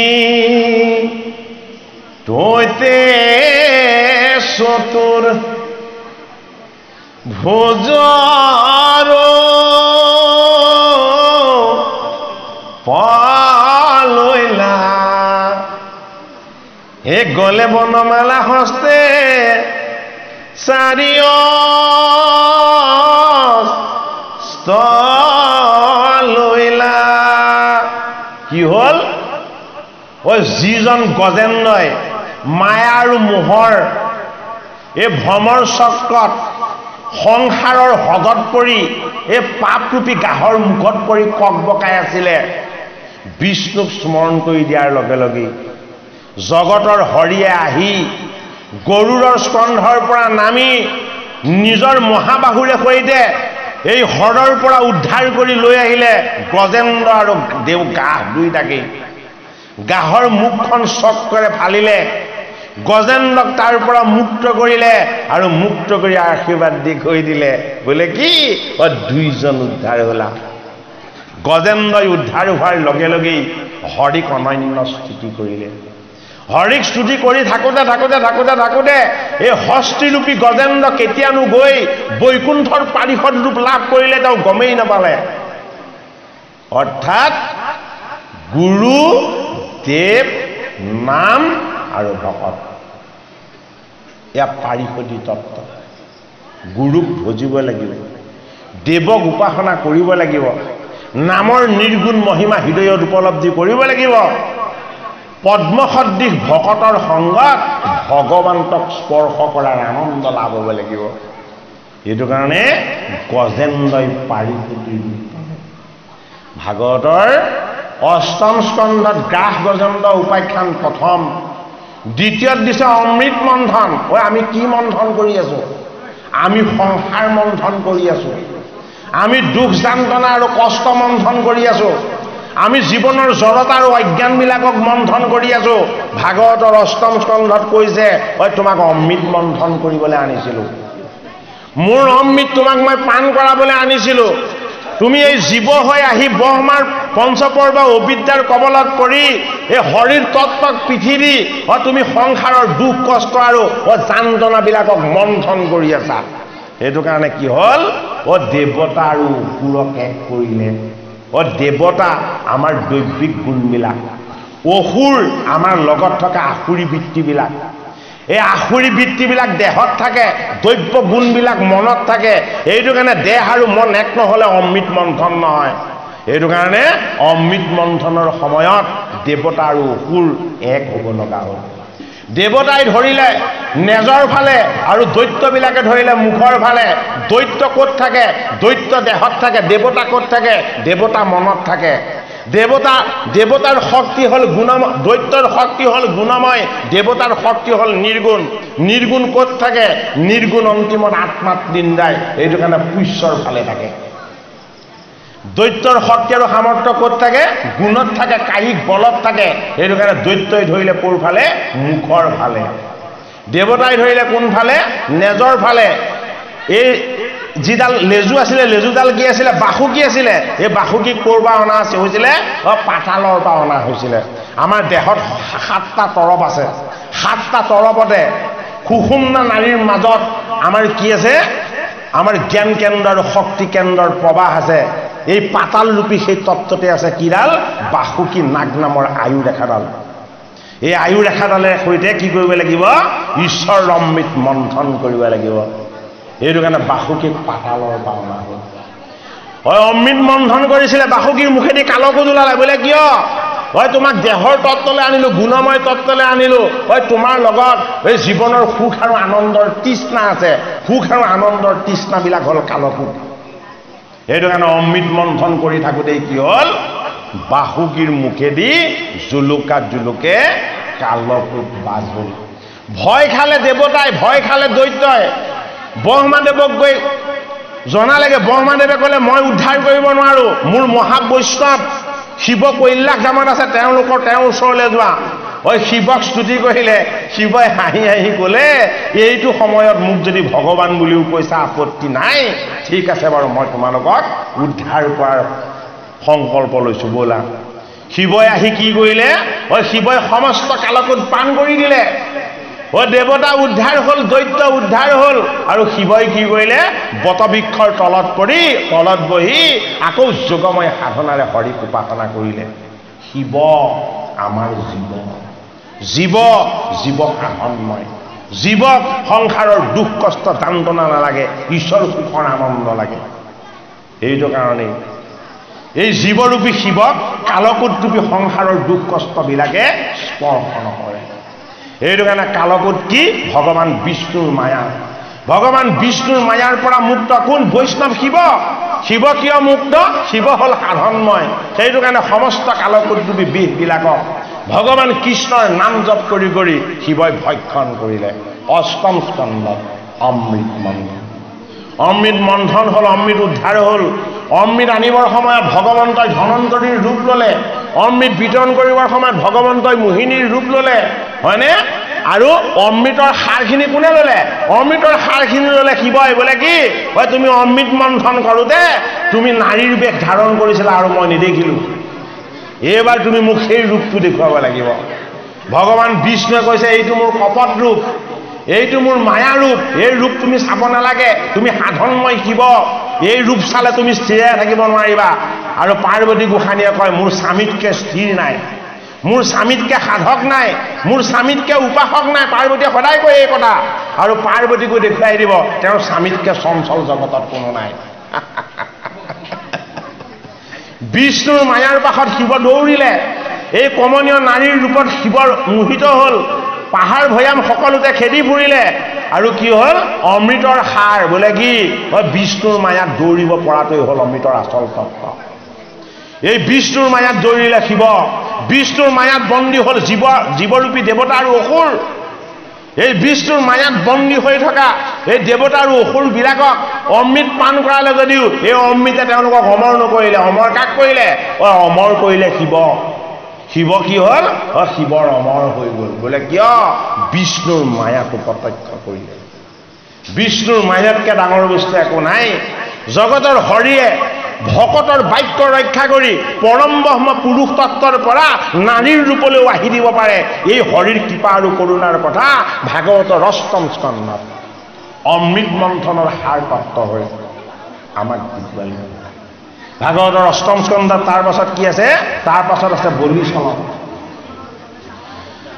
গজেন্দ্ৰৰূপী জীৱবিলাক উদ্ধাৰ হ'ল পাৰিষদী তত্ত্ব লাভ হ'ল অমৃত মন্থনৰ অমৰ তত্ত্ব শিৱৰূপী জীৱৰ দ্বাৰা লাভ হৈ শিৱ জীৱ আৰু ঈশ্বৰ এক তত্ত্ব এক ঈশ্বৰৰ চৈতন্য শক্তি বিষ্ণুৰ মায়াতে এই জীৱবিলাক বান্ধ খাই আছে এই কথাৰ তত্ত্ব ভাগৱতৰ অষ্টম স্কন্ধত আমাৰ যদিও জ্ঞাত হ'ল তথাপিতো তাৰ মাজতে ৰহস্য থাকি গ'ল বোলে কি এই বলিৰাইক চলনা কৰিব লাগিব বলি কি বলি আমাৰ দেহৰ বল আৰু বীৰ্য এই বল আৰু বীৰ্যবিলাকক চলনা কৰিব লাগিব বোলে কি ইহঁতৰ গুণবিলাকক নিৰ্গুণেৰে নিব লাগিব সেইটো কাৰণে বল আৰু বীৰ্যৰূপী বলিৰাই যজ্ঞলে কোন গ'ল জগতৰ হৰি কি ৰূপত কপট ৰূপত কি ৰূপত বামন ৰূপত কি ৰূপত বতু ৰূপত গ'ল বলিৰ দান যজ্ঞলে জগতৰ হৰি গ'ল বামন ৰূপত কপট ৰূপত বতু ৰূপত আৰু কেতিয়া গৈছে অন্তিম সময়ত যেতিয়া যজ্ঞৰ সমাপ্তি ঘটিব হৈছে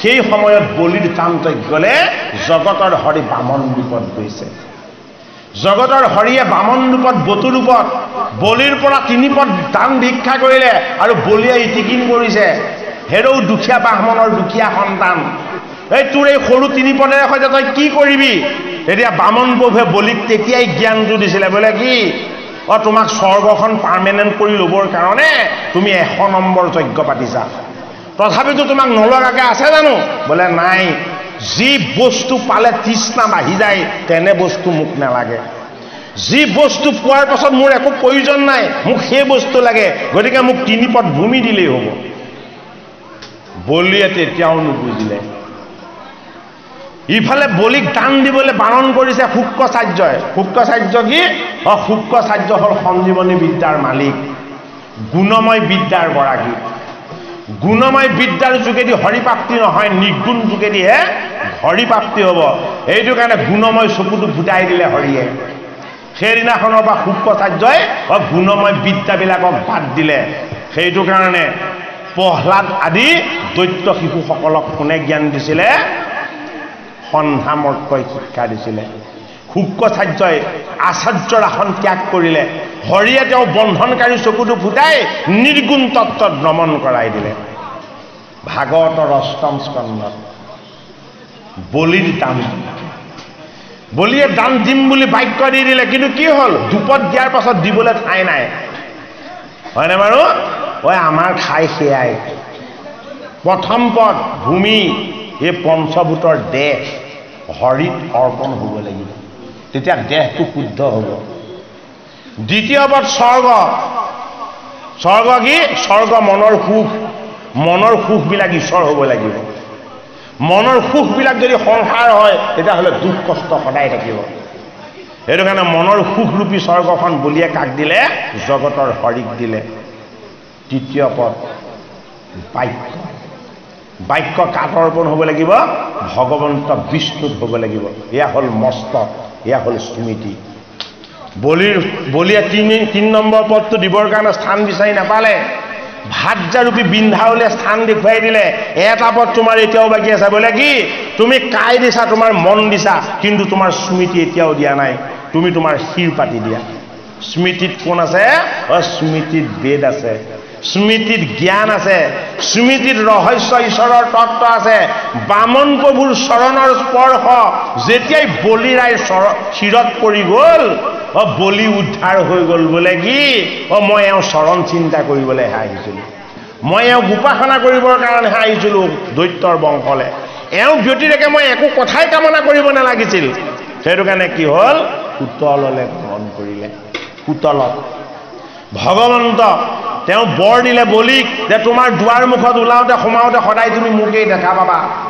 মোৰ ব্যতিৰেকে তুমি কাকো দেখা নোপোৱা। বোলে কি বল আৰু বীৰ্যবিলাক ঈশ্বৰৰ, আমাৰ নহয়। এই বল আৰু বীৰ্যৰে আমি যদি ঈশ্বৰ সেৱাত সদায় থাকো, হৰিৰ অৰুণ চৰণ আমি সদায় দেখা পাম। এই কথা ভাগৱত শাস্ত্ৰই বলি চলনৰ যোগেদি, বলিৰ দৰে জীৱৰ উদ্ধাৰ হোৱাৰ তত্ত্বৰ যোগেদি আমাক দেখুৱালে। ভাগৱতৰ অষ্টম স্কন্ধত আৰু আছে কি অন্তিমত মৎস্য চৰিত্ৰ। মৎস্য মানে মায়া, মায়াময় তত্ত্বলৈ আহিছিলে জীৱবিলাক। এই জীৱবিলাকক মৎস্য বুলি কোৱা হয়। এইটো কাৰণে সত্যব্ৰতৰ এটাক মায়া দৰ্শন কৰালে। বোলে কি কমণ্ডলুটোত এচলু জল আনিছিলে কীতমাল্য নামৰ নদীৰ পৰা। এই জলত এটা মাছ আহিলে, মাছটো কমণ্ডলুত থলে নধৰা হ'ল, এটা ডাঙৰ পাত্ৰত থলে নধৰা হ'ল, এটা জলাশয়ত থলে নধৰা হ'ল, আৰু অন্তিমত নি সমুদ্ৰত থলে নধৰা হ'ল। এয়া হৰিৰ মায়া। বোলে কি হেৰা সত্যব্ৰত, মই আৰু তোমাৰ মাজত একো পাৰ্থক্য নাই। বোলে কি এই মাছ পোৱালিটো তুমি, কমণ্ডলো তোমাৰ মাতৃৰ গৰ্ভ, ডাঙৰ পাত্ৰটো তোমাৰ মাতৃৰ কোলা, এই সৰু জলাশয়টো তোমাৰ কৈশোৰ কাল, আৰু সেই সাগৰখন তোমাৰ সংসাৰ। সংসাৰ কৰাৰ লগে লগে তোমাৰ সন্তানেৰে সৈতে এই সংসাৰ সমুদ্ৰ ভৰি গ'ল 4 মাহ। সত্যব্ৰত ৰাজাৰ মায়াৰ ভ্ৰম দূৰ হ'ল। জীৱ ব্ৰহ্ম ঈশ্বৰৰ, ঈশ্বৰ আৰু জীৱৰ মাজত পাৰ্থক্য বিচাৰ কৰিব নালাগে। একেই ঈশ্বৰৰ তত্ত্ব, জীৱ ঈশ্বৰৰ অংশ। জীৱক যদি কেনেবাকৈ প্ৰেম আৰু দয়া কৰা যায়, ঈশ্বৰৰ প্ৰতি কৰা সেয়া ভক্তি হয়। এইটো কাৰণে ভাগৱতৰ অষ্টম স্কন্ধৰ অন্তিমত দিছে কি জীৱৰ পৰিচয়, শিৱৰ পৰিচয়, মৎস্যৰূপী জীৱ আৰু ঈশ্বৰ একো পাৰ্থক্য নাই। এইটো কাৰণে মৎস্য চৰিত্ৰ আৰু বিৰুদ্ধ। এই ভাগৱত শাস্ত্ৰৰ কথা কোনেও কৈ শেষ কৰিব নোৱাৰে। আমি ক্ষুদ্ৰ মগজুৰে সাধাৰণ অধ্যয়নেৰে সৈতে ভাগৱতৰ প্ৰথম স্কন্ধ পৰা অষ্টম স্কন্ধলৈকে বিৰামহীনভাৱে আপোনালোকক ভাগৱত ভগৱন্তৰ যি নিৰ্গুণ মূৰ্তি, এই নিৰ্গুণ মূৰ্তিত ভাগৱত ভগৱন্তই 8টা স্কন্ধত ধাৰণ কৰা তেওঁৰ 8টা তত্ত্বৰ কথা আমি সংক্ষেপে ক'লোঁ। ইয়াত যদি কিবা ভুল ভ্ৰান্তিও হৈছে আপোনাক সবে মৰিখন কৰিব। আমি শেষৰ ভাগী পাঠত যত্ন কৰিম নৱম, দশম আৰু একাদশ, দ্বাদশ এইকেইটা স্কন্ধৰ তত্ত্ব কথাৰ বিষয়ে অকণমান জনাব।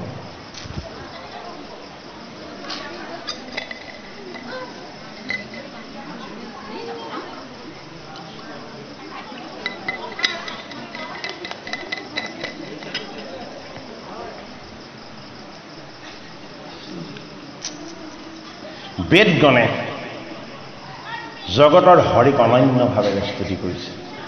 আমি এতিয়া সেই বেদৰ স্তুতি কৰি আছোঁ। এই সত্য জ্ঞান ব্ৰহ্মানন্দ, এই কদাচিত জন ইচ্ছা যুগমায়া দৰসীয়া, অসৃষ্টি স্থিতি আনিলি লাজত, এ কৰা তুমি মহেশ্বৰ সত্য জ্ঞান ঘনানন্দ, হে একে ৰূপে হুৱে নামত,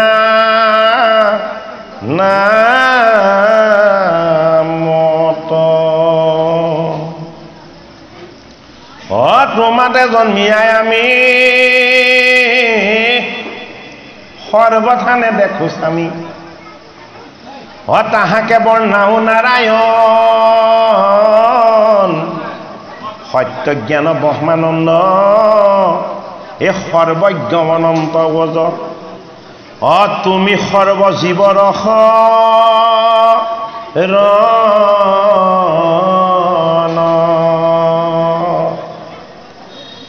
হে জুনু বোলা বেদচয়, এ কহা মুকনি কবয়, ভজনীয়া বুলি বকাল, হে চৰাচৰ যত প্ৰজা, কৃষ্ণ কেশে বোলে ৰাজা, হে অগ্নি আদি কৰি দি কাল,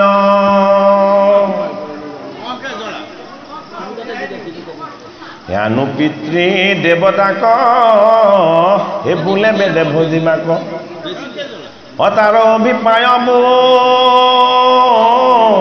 লাসামি ইন্দ্ৰ আদি দেখি যত এসবে ব্ৰহ্মস্বৰূপত তোমাকে সে নিৰূপ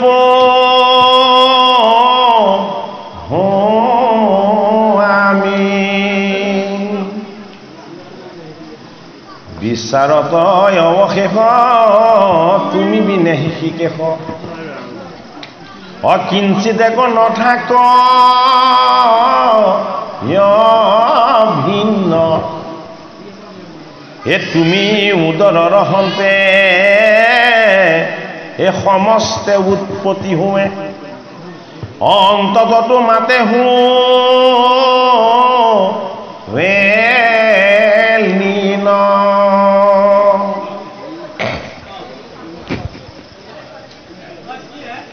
এ যেন মৃত্তিকাৰ হন্তে নানা পাত্ৰ গণজলৈ অভাগিবন মৃত্তিকা হয় এ বিকাৰত বিচাৰত এ সদাস্বৰূপ ভাণ্ড কুণ্ড নাম মাত্ৰ মৃত্তিকা নিশ্চয়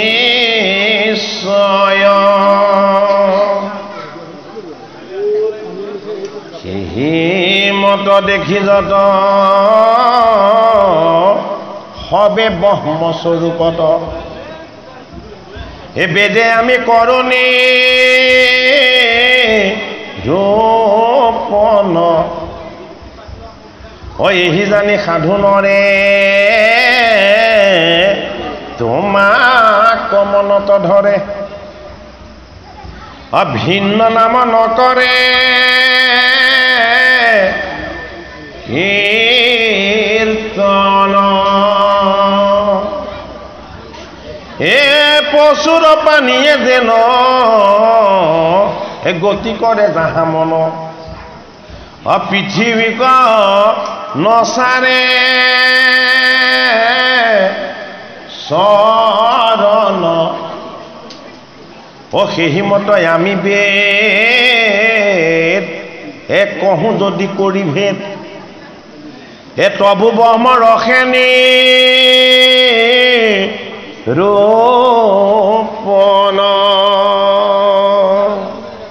কথাখিনি বৰ জটিল বেদগণে জগতৰ হৰিক জগাইছে হৰি ক'ত আছে হৰি যোগ নিদ্ৰাত লীন গৈ আছে হয়নে নহয় হৰিয়ে ক'ত যোগ সাধনা কৰি আছে হৰিৰ যোগ সাধনা মানে কি তেওঁ যোগ সাধনা কৰিব লাগে জানো হা আৰে তেওঁ যোগেশ্বৰ তেওঁ সাধনা কৰিলেহে যোগী হয় তেওঁ সাধনা কৰিলেহে সাধক হয় তেওঁ কৃপাৰ বলতহে ভকত বৈষ্ণৱ হয় সাধু সন্ত মহন্ত হয় সেইটো কাৰণে এইজন হৰিৰ অনন্ত মহিমা তোমালোকে যদি ভাবিছা যে মোক তোমালোকে উপাসনা কৰা মই সকলোৰে উপাসনীয় ঈশ্বৰ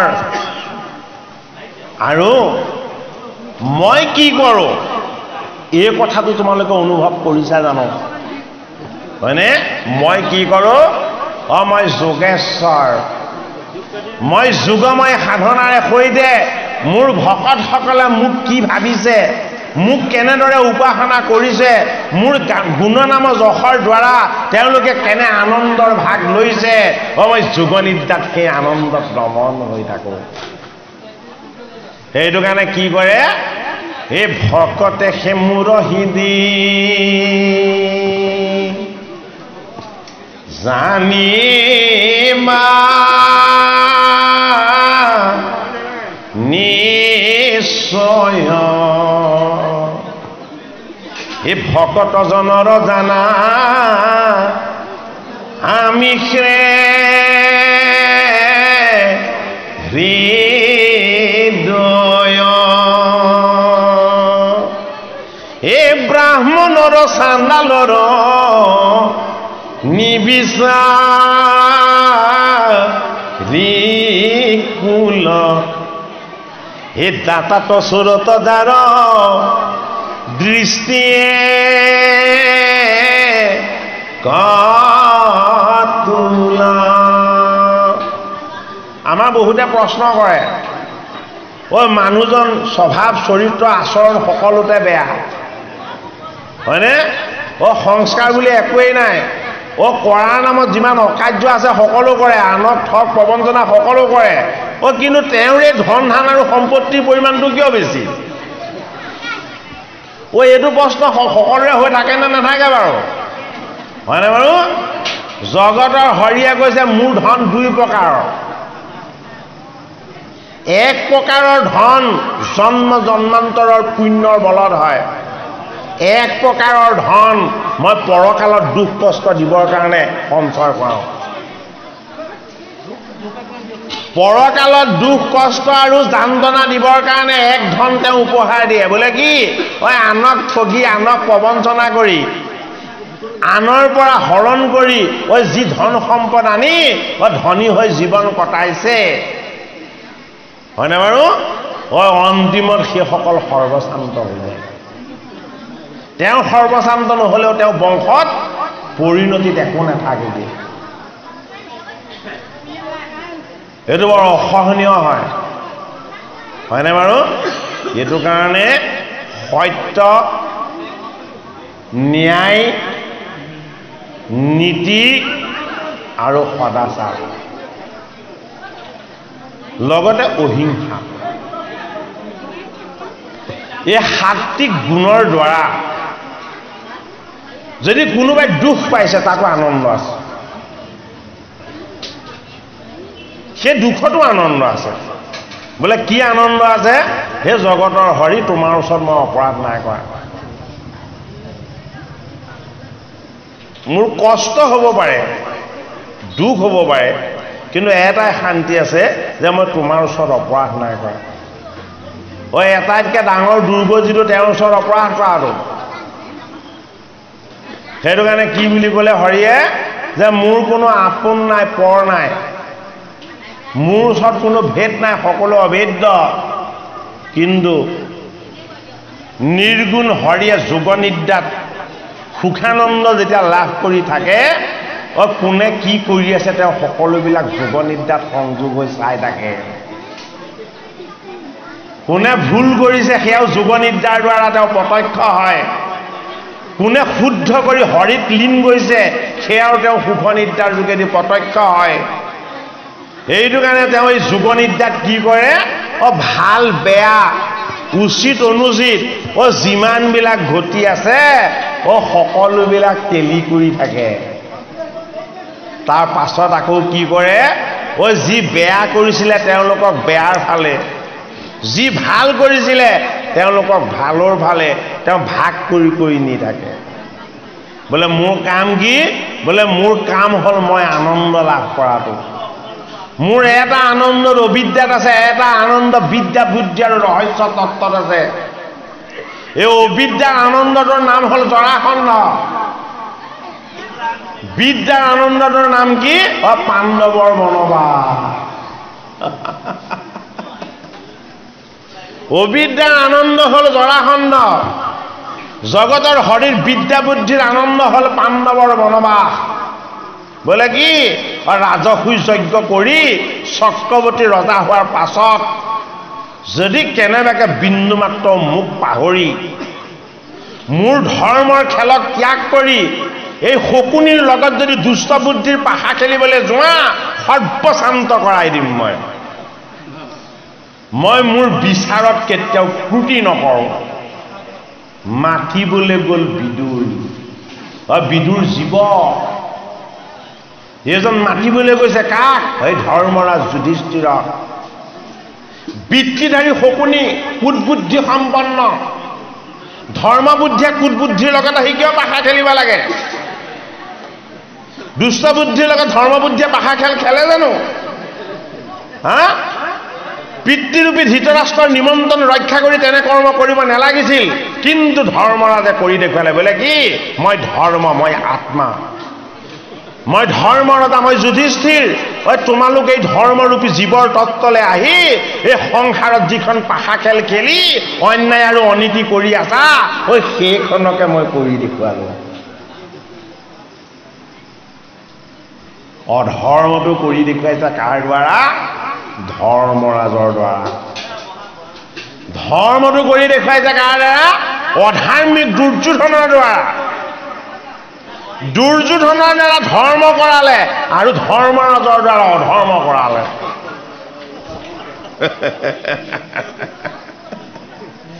বোলে অহংকাৰ মোৰ অজ্ঞান আৰু অবিদ্যা হয়নে জ্ঞান বিদ্যা বুদ্ধি হল মোৰ আত্মতত্ত্ব কোনে পালে ধৰ্মপুত্ৰই পালে সেইটো কাৰণে যুধিষ্ঠিৰক কি কৰিলে অন্তিম সময়ত জগতৰ গোসাঁয়ে যুধিষ্ঠিৰক ইন্দ্ৰপ্ৰস্থ আৰু হস্তিনাপুৰৰ ৰজাৰ মুকুট পিন্ধাই জয়ধ্বনি কৰি দিলে বোলে কি ধৰ্মপুত্ৰ যুধিষ্ঠিৰেই ৰজা হ'ব সেইটো কাৰণে ধৰ্মক যদি ৰজা নেপাতো কি হ'ব ঐ আমাৰ ধৰ্ম ৰাজ্য দুৰ্যোধন দুঃশাসন শকুনিয়ে কাঢ়ি ল'ব ঐ পঞ্চভূতৰ এই দেহ তত্ত্বলে যদি ঈশ্বৰ তত্ত্বক আগমন নঘটাও পাঁচখন গাঁৱৰো আমাৰ অভাৱ হ'ব হয়নে ঐ হস্তিনাপুৰৰ দৰে এখন দেহৰূপী ৰাজ্য দিয়াৰ পাছত আমাৰ যদি থাকিবলৈ পাঁচখন গাঁওৰূপী এই পঞ্চভূতৰ দেহ তত্ত্বটো আমাৰ অভাৱ ঘটে তেতিয়াহ'লে আমাতকে দুৰ্ভগীয়া জীৱ এই জগতত কোনো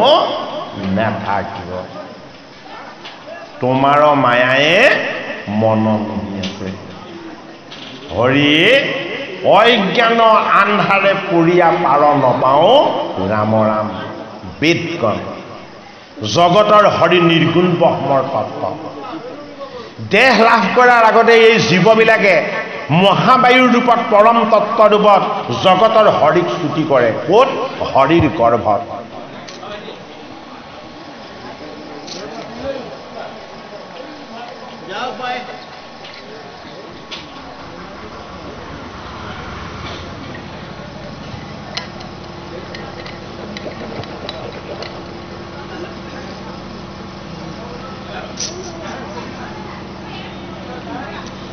হে নাম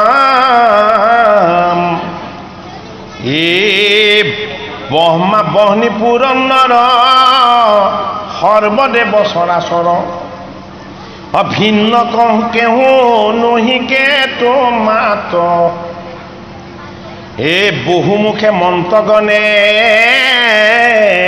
এ কহে যদি থানে থানে এ তোমাকে সে কহে নাথ জগতৰ হৰিৰ চাৰি অস্ত্ৰ নাই জানো শংখ চক্ৰ গদা পদ্ম যেতিয়া হৰি বিষ্ণু ভগৱান কৃষ্ণ যেতিয়া বৈকুণ্ঠ প্ৰয়াণ হ'ব হৈছিলে তেতিয়া তেওঁ চাৰি অস্ত্ৰ কি কৰিছিলে মূৰ্তি মন্ত্ৰ ৰূপত তেওঁক উপাসনা কৰিছিলে ভাগৱতৰ একাদশ স্কন্ধত আছে নহয় কৃষ্ণৰ বৈকুণ্ঠ প্ৰয়াণৰ সময়ত জগতৰ হৰিৰ চাৰি অস্ত্ৰ শংখ চক্ৰ গদা পদ্মই মূৰ্তিমন্ত হৈ জগতৰ হৰিক উপাসনা কৰিছিলে হয় নে নহয় গতিকে মন্ত্ৰবিলাক হৰিৰ কৃপাত চৈতন্য হয় হয়নে গতিকে ভগৱান কৃষ্ণৰ তত্ত্ববিলাকক বেদৰ মন্ত্ৰ ৰূপত চাৰি বেদত যদিও দিয়া হৈছে বেদৰ মন্ত্ৰসমূহ প্ৰায় গুণময় সেইটো কাৰণে একাক্ষৰী মন্ত্ৰ ৰূপত জগতৰ হৰি নিজেই গীতাৰ বিভূতি যুগত কৈছে বোলে কি মই ওমকাৰ একাক্ষৰ মন্ত্ৰ বেদত কোৱা আছে একাক্ষৰ মন্ত্ৰ ওমকাৰ প্ৰণৱ জগতৰ হৰিৰ শ্ৰেষ্ঠ মন্ত্ৰ বুলি এই মন্ত্ৰ যোগ সাধনাৰ কাৰণে প্ৰয়োগ কৰা হয় হয়নে বাৰু ভাগৱতৰ পঞ্চম স্কন্ধত কি হ'ল ভৰতে গৈ কুলৰ ঋষিৰ আশ্ৰমত ওমকাৰ মন্ত্ৰ জপ কৰিলে আৰু মৃগ শাবকত মোহিত হৈ গ'ল ওমকাৰ মন্ত্ৰ মায়াৰ সাধনা বন্ধনকাৰী নাম সাধনাহে নিৰ্গুণ এইটো কাৰণে এই বেদগণে কিন্তু ওমকাৰ মন্ত্ৰৰ কথা কোৱা নাই কিহৰ কথা কৈছে হৰিৰ গুণ হৰিৰ নাম আৰু হৰিৰ যশৰ কথা কৈছে বেদত যিখিনি আছে বেদৰ অন্তিম ভাগ হ'ল নিৰ্গুণ তত্ত্ব অৰ্থাৎ বেদা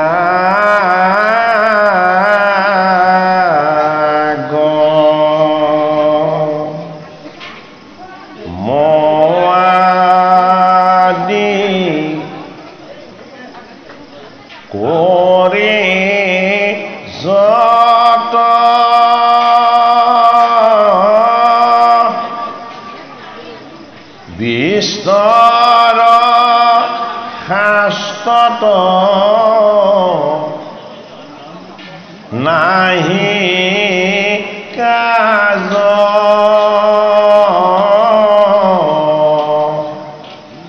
বিষ্ণুৰ তীৰ্থ নাহি সুপয়ো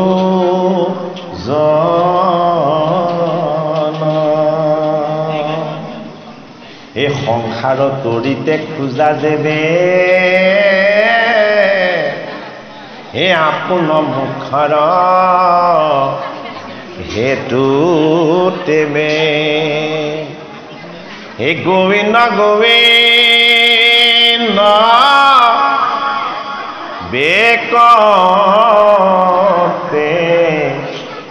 বোলাব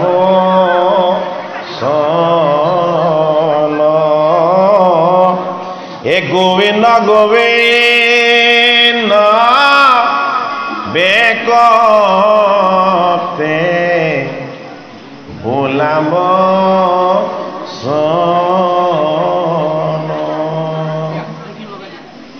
বেদৰ মন্ত্ৰত কোন পাৰ্গত তাৰ প্ৰতিযোগিতা হৈছিল বেদৰ মন্ত্ৰক লৈ তৰ্কবাদ হৈছিল হয় নহয় বেদৰ মন্ত্ৰ উচ্চাৰণ ভুলকে কৰাৰ কাৰণে অষ্টাবক্ৰ ঋষিৰ জন্ম হৈছিলে ৮টা ভাগত মাতৃৰ গৰ্ভত থাকোঁতে পিতৃয়ে মন্ত্ৰ ভুলকে উচ্চাৰণ কৰিছিল এইটো কাৰণে গৰ্ভত তেওঁ যিমান ভুল কৰে সিমান বাৰ উলট পালট কৰে সেইটো কাৰণে দেহৰ ভাত ৮টা হৈছিলে এই অষ্টাবক্ৰ ঋষি বেদজ্ঞ ব্ৰাহ্মণ বেদজ্ঞ পণ্ডিত হ'ল তেওঁ বেদৰ কোনো উচ্চাৰণত ভুল কৰা নাছিলে হয়নে যাজ্ঞবল্ক আদি বেদজ্ঞ ব্ৰাহ্মণসকলে বেদজ্ঞ ঋষিসকলে বেদৰ মন্ত্ৰৰ সাৰ তত্ত্ব অন্তিম ভাগ ভগৱন্তৰ নিৰ্গুণ ৰহস্য তত্ত্ব বেদৰ অন্তিম ভাগত বিচাৰ কৰি পাইছিল কিন্তু বাকী বেদজ্ঞ ব্ৰাহ্মণসকলে বেদৰ মাজত লুকাই থকা ৰহস্য তত্ত্বৰ সম্ভেদ পোৱা নাছিলে তাৰ প্ৰমাণ জগতগুৰু শ্ৰীমন্ত শংকৰদেৱ গুৰুজনাই সমস্ত শাস্ত্ৰ মন্থন কৰি কীৰ্তন ঘোষা শাস্ত্ৰৰ দশম এই শাস্ত্ৰ প্ৰণয়ন কৰি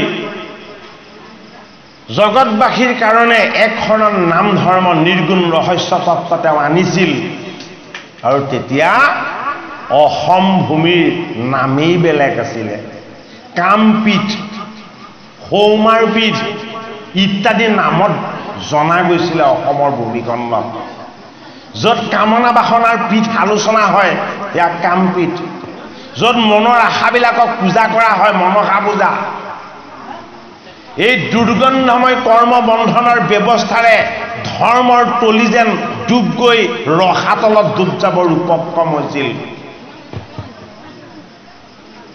বলি বিধানৰ নামত নৰবলি পৰ্যন্ত প্ৰথা প্ৰচলন হোৱাৰ উপক্ৰম হৈছিল বুলি শুনিবলৈ পোৱা যায় বিজয়া দশমীৰ দিনাখন অসমত সূৰ্যমন্ত শংকৰৰ আবিৰ্ভাৱ হ'ল যিটো তিথিত দেৱীৰ বিসৰ্জন হয় সেইটো তিথিত জগতৰ গোসাঁই এইজন শংকৰৰ আবিৰ্ভাৱ হ'ল আৰু প্ৰমাণ দেখুৱাই দিলে গুৰু মহেন্দ্ৰ কন্দলী বোলে কি মই আকাৰ ইকাৰ শিকিব নালাগে সেয়া নিশিকাকেও কবিতা লিখিব পাৰোঁ এনে বিৰল গুণৰ গৰাকী হয়নে বাৰু এইজন জগতগুৰু শ্ৰীমন্ত শংকৰদেৱে মহেন্দ্ৰ কন্দলীৰ টোলত থাকোঁতেই নিগম ৰহস্যৰ অধ্যয়ন কৰিলে নিগমৰ দ্বাৰা নিৰাকাৰ হৰিৰ উপাসনা যে শুদ্ধ বস্তু, বিভিন্ন তীৰ্থ আদি ভ্ৰমণ কৰি বেদৰ ৰহস্য অন্তিম ভাগ তেখেতে অধ্যয়ন কৰি বৈকুণ্ঠৰ কল্পতৰু ভাগৱত শাস্ত্ৰৰ শুদ্ধ বিচাৰ, এই নাম বস্তুৱেই শ্ৰেষ্ঠ বস্তু, গুৰুদেৱ নাম ভকত 4 বস্তুৰ বাহিৰে এই নিৰ্গুণ বস্তুৰ এই জগতত নাই। ইয়াৰ দ্বাৰা তেখেতে নামঘৰ প্ৰতিষ্ঠা কৰি শাস্ত্ৰ ৰচনা কৰি এই নৱ বৈষ্ণৱ আন্দোলনৰ দ্বাৰা দেৱ দেৱীৰ পূজা পাতলৰ ভ্ৰান্তিমূলক ব্যৱস্থাবিলাকক অৱসান ঘটাব বিচাৰিলে। তেতিয়াও অসমত কৰ্মকাণ্ডৰ কাণ্ডাৰীৰ অভাৱ নাছিলে, হয়নে? শংকৰে জানিছিল 14খন ব্যাকৰণ, মাধৱে জানিছিল 17খন সংস্কৃত ব্যাকৰণ। ব্যাকৰণ শাস্ত্ৰত মাধৱ শংকৰতকৈ চোকা। এইটো কাৰণে কৰ্মকাণ্ডৰ যিমানবিলাক আগম মাৰ্গৰ অধ্যয়ন কৰিব লগা পুথি আছিলে গোটেইখিনি মাধৱে অধ্যয়ন কৰি সমাপ্ত কৰিছিল। আৰু সেই সময়তে সূৰ্যমন্ত শংকৰ আৱিৰ্ভাৱ হৈ বেদৰ ৰহস্য তত্ত্ব নাম বস্তু প্ৰচাৰ কৰি ভকতৰ হৃদয়ত হৰিৰ গুণনামযশ প্ৰচাৰ কৰি যি তত্ত্বই জীৱক উদ্ধাৰ কৰে তেনে তত্ত্বৰ দ্বাৰা ভকত ৰচনা কৰি বৈকুণ্ঠ দূতই নিৰ্মাণ কৰি হৰিৰ গুণযশ আৰু লীলাৰ তত্ত্বৰে সকলোকে শুদ্ধ জীৱব্ৰহ্মৰ পৰিচয় দি দিছিল। সেই শংকৰৰ সান্নিধ্য পালে মাধৱতকৈও আগতে মাধৱৰ বৈনাই ৰামদাসে। ৰামদাসে শংকৰৰ চৰণ পালে, ভগৱানৰ নাম পালে, আৰু মাধৱৰ এই কৰ্মকাণ্ডৰ পাণ্ডিতানীক দেখি ভেঙুচালি কৰে। মাধৱৰ মাকৰ টান নৰিয়া ৰামদাস বৈনায়কক কৈছে বোলে 2টা পাঠা বিচাৰি আনিবা, দেৱী মাৰ ওচৰত বলি দিলে মাৰ ৰোগ ব্যাধি দূৰ হৈ যাব। ৰামদাসে কথাত কাণ নিদিয়ে। কিয় কাণ নিদিয়ে? গুৰুৰ চৰণ পালে, ভগৱানৰ নাম পালে, এই কৰ্মকাণ্ড স্পৰ্শ নকৰে।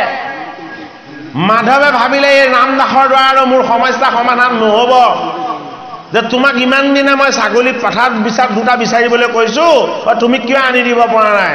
বোলে মই যিজনৰ আশ্ৰয় পালো সেইজনৰ আশ্ৰয় পালে এইবোৰ কথা শুনিবই নাপায়। বোলে কাৰ আশ্ৰয় পালা? বোলে মোকহে দম দিছা, মোৰ গুৰুক এবাৰ দৰ্শন কৰি চোৱা। তোমাৰ যদি শক্তি আৰু সামৰ্থ্য আছে মোৰ গুৰুৰ লগত এবাৰ মুখামুখি হৈ চোৱা। পণ্ডিত মাধৱৰো উভতনি যাত্ৰা আৰম্ভ হৈ গ'ল। কোননো এইজন শংকৰ লাভ? কৰ্মকাণ্ডৰ ইমান শুদ্ধ বিচাৰক নস্তাত কৰি নতুন বস্তু এটা আনি ভকতক ভ্ৰান্ত কৰা এইজন শংকৰক আজি একিকণি দিব লাগিব।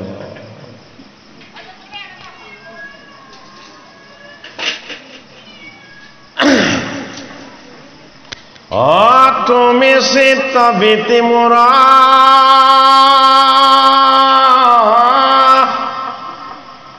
প্ৰৱৰ্তক নাৰায়ণ, তুমি নাথ মই নাথ অন্ত, এ চৰণ সত্তৰ ছায়া দিয়া দূৰ কৰা মায়া, ও কৰা দায়া মুক ভগ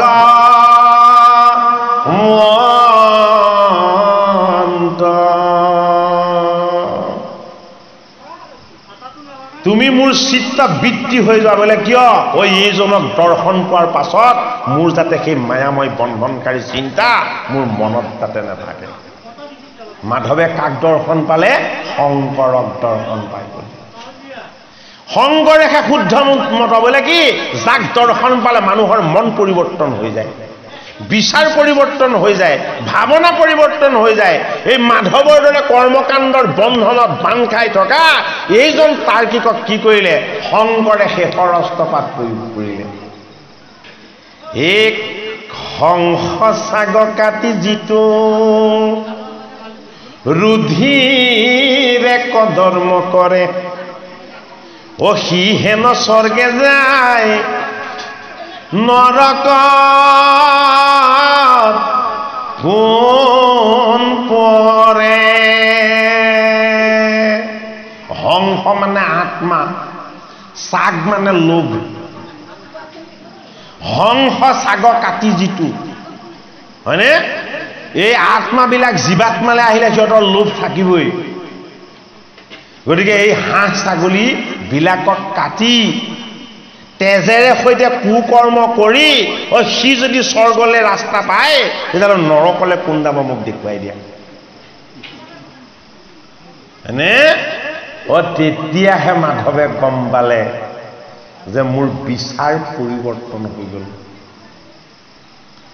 বোলে কিয় মই মুখ্যকামী জীৱ আছিলোঁ মোৰ মাতৃৰ আৰোগ্য হওক বুলি মই দেৱীক উপাসনা কৰিব বিচাৰিছিলোঁ এইজনক জীৱনত একো নালাগে এইজনে জীৱনৰ পৰা একো বিচৰাই নাই কি বিচাৰিছে কেৱল ভগৱন্তৰ চৰণ বিচাৰিছে ভকতৰ সংগ বিচাৰিছে মই যুদ্ধ কৰিম বুলি আহিছিলোঁ কিন্তু মোক তেওঁ পুত্ৰবৎ কৃষ্ণ জ্ঞানেৰে মোক অত্যন্ত দয়াৰ দৃষ্টিৰে চালে সেইটো কাৰণে মুক্তিকামী আমাৰ জীৱবিলাকৰ মুক্তিৰ বাসনা যদি দূৰ হ'বলৈ হয় গুৰুৰ চৰণ পাব লাগিব সেইটো কাৰণে বেদাগম আদি কৰি যত বিস্তৰ শাস্ত্ৰত নাহি কাজ বেদৰ আগম মাৰ্গত বিস্তৰ শাস্ত্ৰ অধ্যয়ন কৰিব লাগিব ছখন বেদাংগ 14 শাস্ত্ৰ যদি অধ্যয়ন নহয় তেতিয়াহ'লে বেদ অধ্যয়ন কৰিব নোৱাৰিব ইমান বিস্তৃত শাস্ত্ৰ অধ্যয়ন কৰি বেদৰ জ্ঞানৰ দ্বাৰা হৰিক উপাসনা কৰাটো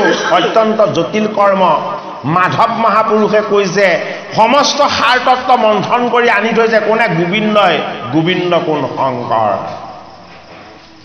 এই সংগৰে আনি থোৱা শুদ্ধ ধৰ্মৰ যদি কেনেবাকে ভাগ পাই যাওঁ তেওঁ চৰণ চিন্তা কৰি গোবিন্দক উপাসনা কৰিলে বেদৰ আগম নিগমৰ কোনো প্ৰয়োজন নাই নিগম মাৰ্গত হৰিৰ তত্ত্বৰে সৈতে জীৱ উদ্ধাৰ হৈ যাব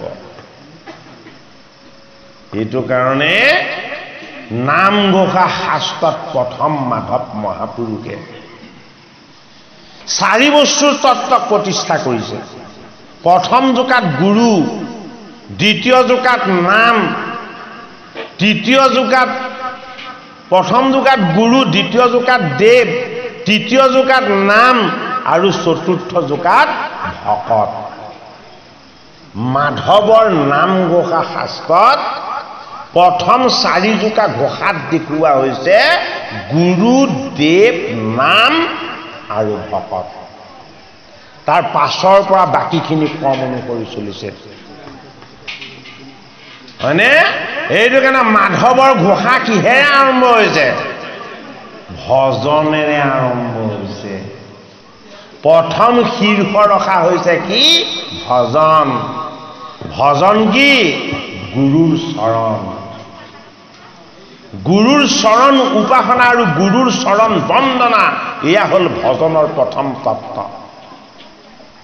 এই গুৰুৰ চৰণ যদি বন্দনা কৰা যায় গোবিন্দৰ সান্নিধ্য লাভ কৰা যাব গোবিন্দৰ সান্নিধ্য দৈৱকী নন্দন কৃষ্ণ হয়নে ভজনৰ তত্ত্বত আছে কি হৰিৰ ৰূপ দৰ্শন হৰিৰ অনন্য ৰূপ ভকতে যাতে প্ৰত্যক্ষ কৰিব পাৰে সেইটো কাৰণে মাধৱে পালে শুদ্ধ গুৰু যি গুৰুৱে জীৱনত মুক্তিকো বিচৰা নাছিলে বোলে কি মই ব্ৰহ্মচাৰী হৈ থাকিলোঁ মোৰ 21 পুৰুষ উদ্ধাৰ হ'ব লাগিব শংকৰে দুবাৰ বিবাহ পাশত বান কালে বোলে কি মোৰ বংশত কোনো উদ্ধাৰ হ'ব নেলাগে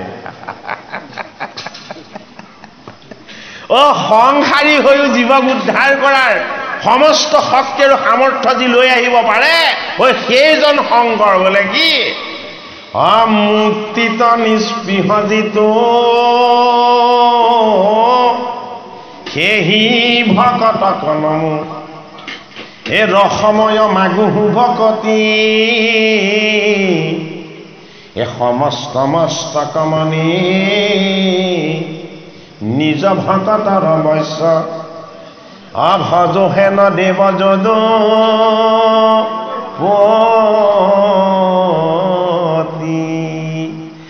হেন যদুপতি কোন বোলে মুক্তিক ভিক্ষা নকৰা স্পৃহা নকৰা হয়নে মোৰ গুৰু ভগৱান বোলে কি হৰিৰ ভকত মই নেদেখা ঈশ্বৰক গুৰু হিচাপে মনা নাই মোৰ দেখাজন গুৰু কোন জগত গুৰু শংকৰ বোলে কিয় মোৰ গুৰুজন হৰি ভকত সেইটো কাৰণে মোৰ গুৰু গতিকে আমাৰ গুৰু কোন হ'ব লাগিব? হৰি ভকত হ'ব লাগিব। যদি দেৱীৰ উপাসক হয়, দেৱতাৰ উপাসক হয়, আমাৰ গুৰু হ'ব নোৱাৰিব। গতিকে আমাৰ গুৰুৰ আসনত যিজন অধিষ্ঠিত হ'ব সেইজন শংকৰ, সেইজন মাধৱ। তেওঁলোকে কি শুদ্ধ মাৰ্গ আনি দিছে? তেওঁলোককো মুক্তি নালাগে, কেৱল ভক্তি লাগে, ভগৱানৰ চৰণ লাগে। আৰু সেই মাধৱে কৈছে কি? মুক্তিত নিস্পৃহ যিটো সেহি ভকতক নমো ৰসময়ী মাগো ভকতি। এটাইতকৈ ৰসময় বস্তুটোৱে হ'ল ভকতি। ভকতিতকৈ অমৃতময় ৰস নাই। সেইটো কাৰণে কি ভকতিত ভগৱানো বহ হৈ পৰে।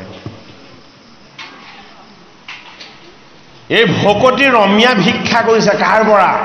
শংকৰৰ চৰণৰ পৰা মাধৱ মহাপুৰুষে। বোলে কি নেদেখাজনকতো মই নেদেখো, তুমিয়েই মোৰ ঈশ্বৰ, তোমাকতো মই দেখিলো। তুমিয়েই হৰিৰ ভকত, তুমিয়েই যদুকুলৰ মণিস্বৰূপ, মোৰ কাৰণে ঈশ্বৰ। তুমি মোক এক ঈশ্বৰৰ অখণ্ডিত জ্ঞান দান কৰিছা। মই ভগৱান কৃষ্ণক উপাসনা কৰিবৰ কাৰণে মই তোমাৰ পৰা আশীৰ্বাদ পাইছো আৰু তোমাৰ উপদেশ পাইছো। যাৰ ৰাম কৃষ্ণ নাম নাৱে ভৱ সিন্ধু তৰি, হে পাৱে পৰম পদ পাপী যত, হে সদানন্দ সনাতন হেনয় কৃষ্ণ কসদা, হে উপাসকৰ হৃদয়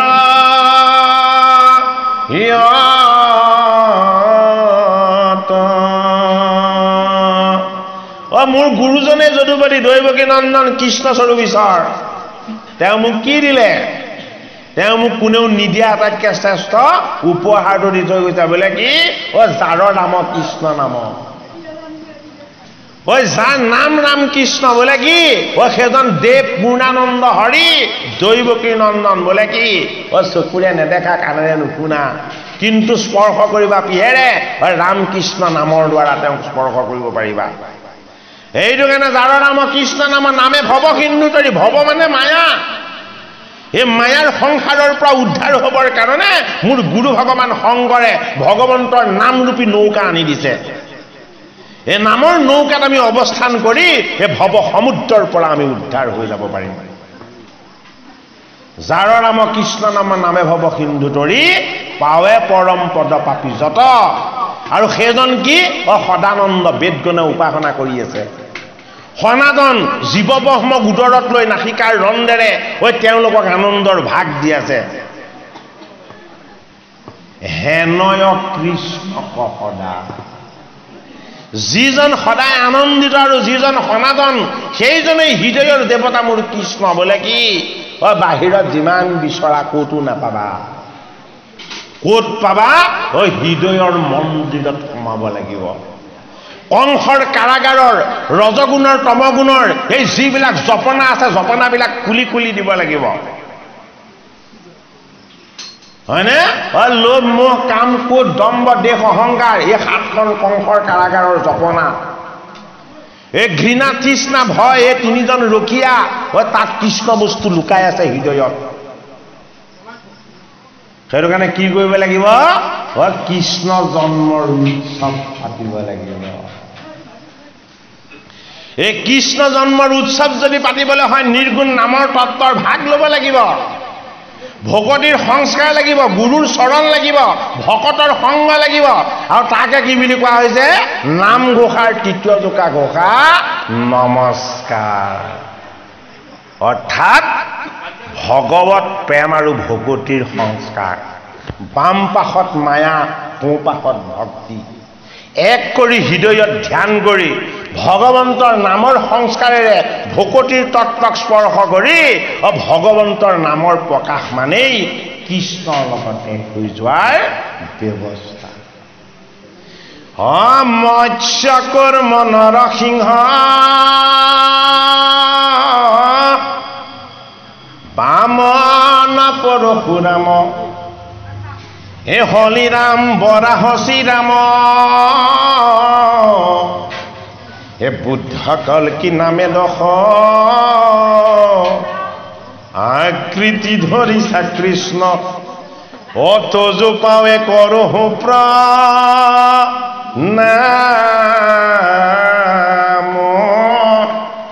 তোজো পাৱে কৰোঁ প্ৰণাম মাধৱে নমস্কাৰ কৰিছে নামেৰে প্ৰথম নাম মানিছে কি মৎস্য মৎস্য ৰূপেৰে জগতৰ হৰিয়ে অৱতাৰ লৈ কি কৰিছিলে বেদ উদ্ধাৰ কৰিছিল মৎস্য ৰূপেৰে অৱতাৰ লৈ জগতৰ হৰিয়ে কি কৰিছিলে জগতৰ হৰিয়ে মায়া দূৰ কৰিছিলে কাৰ সত্যব্ৰত ৰজা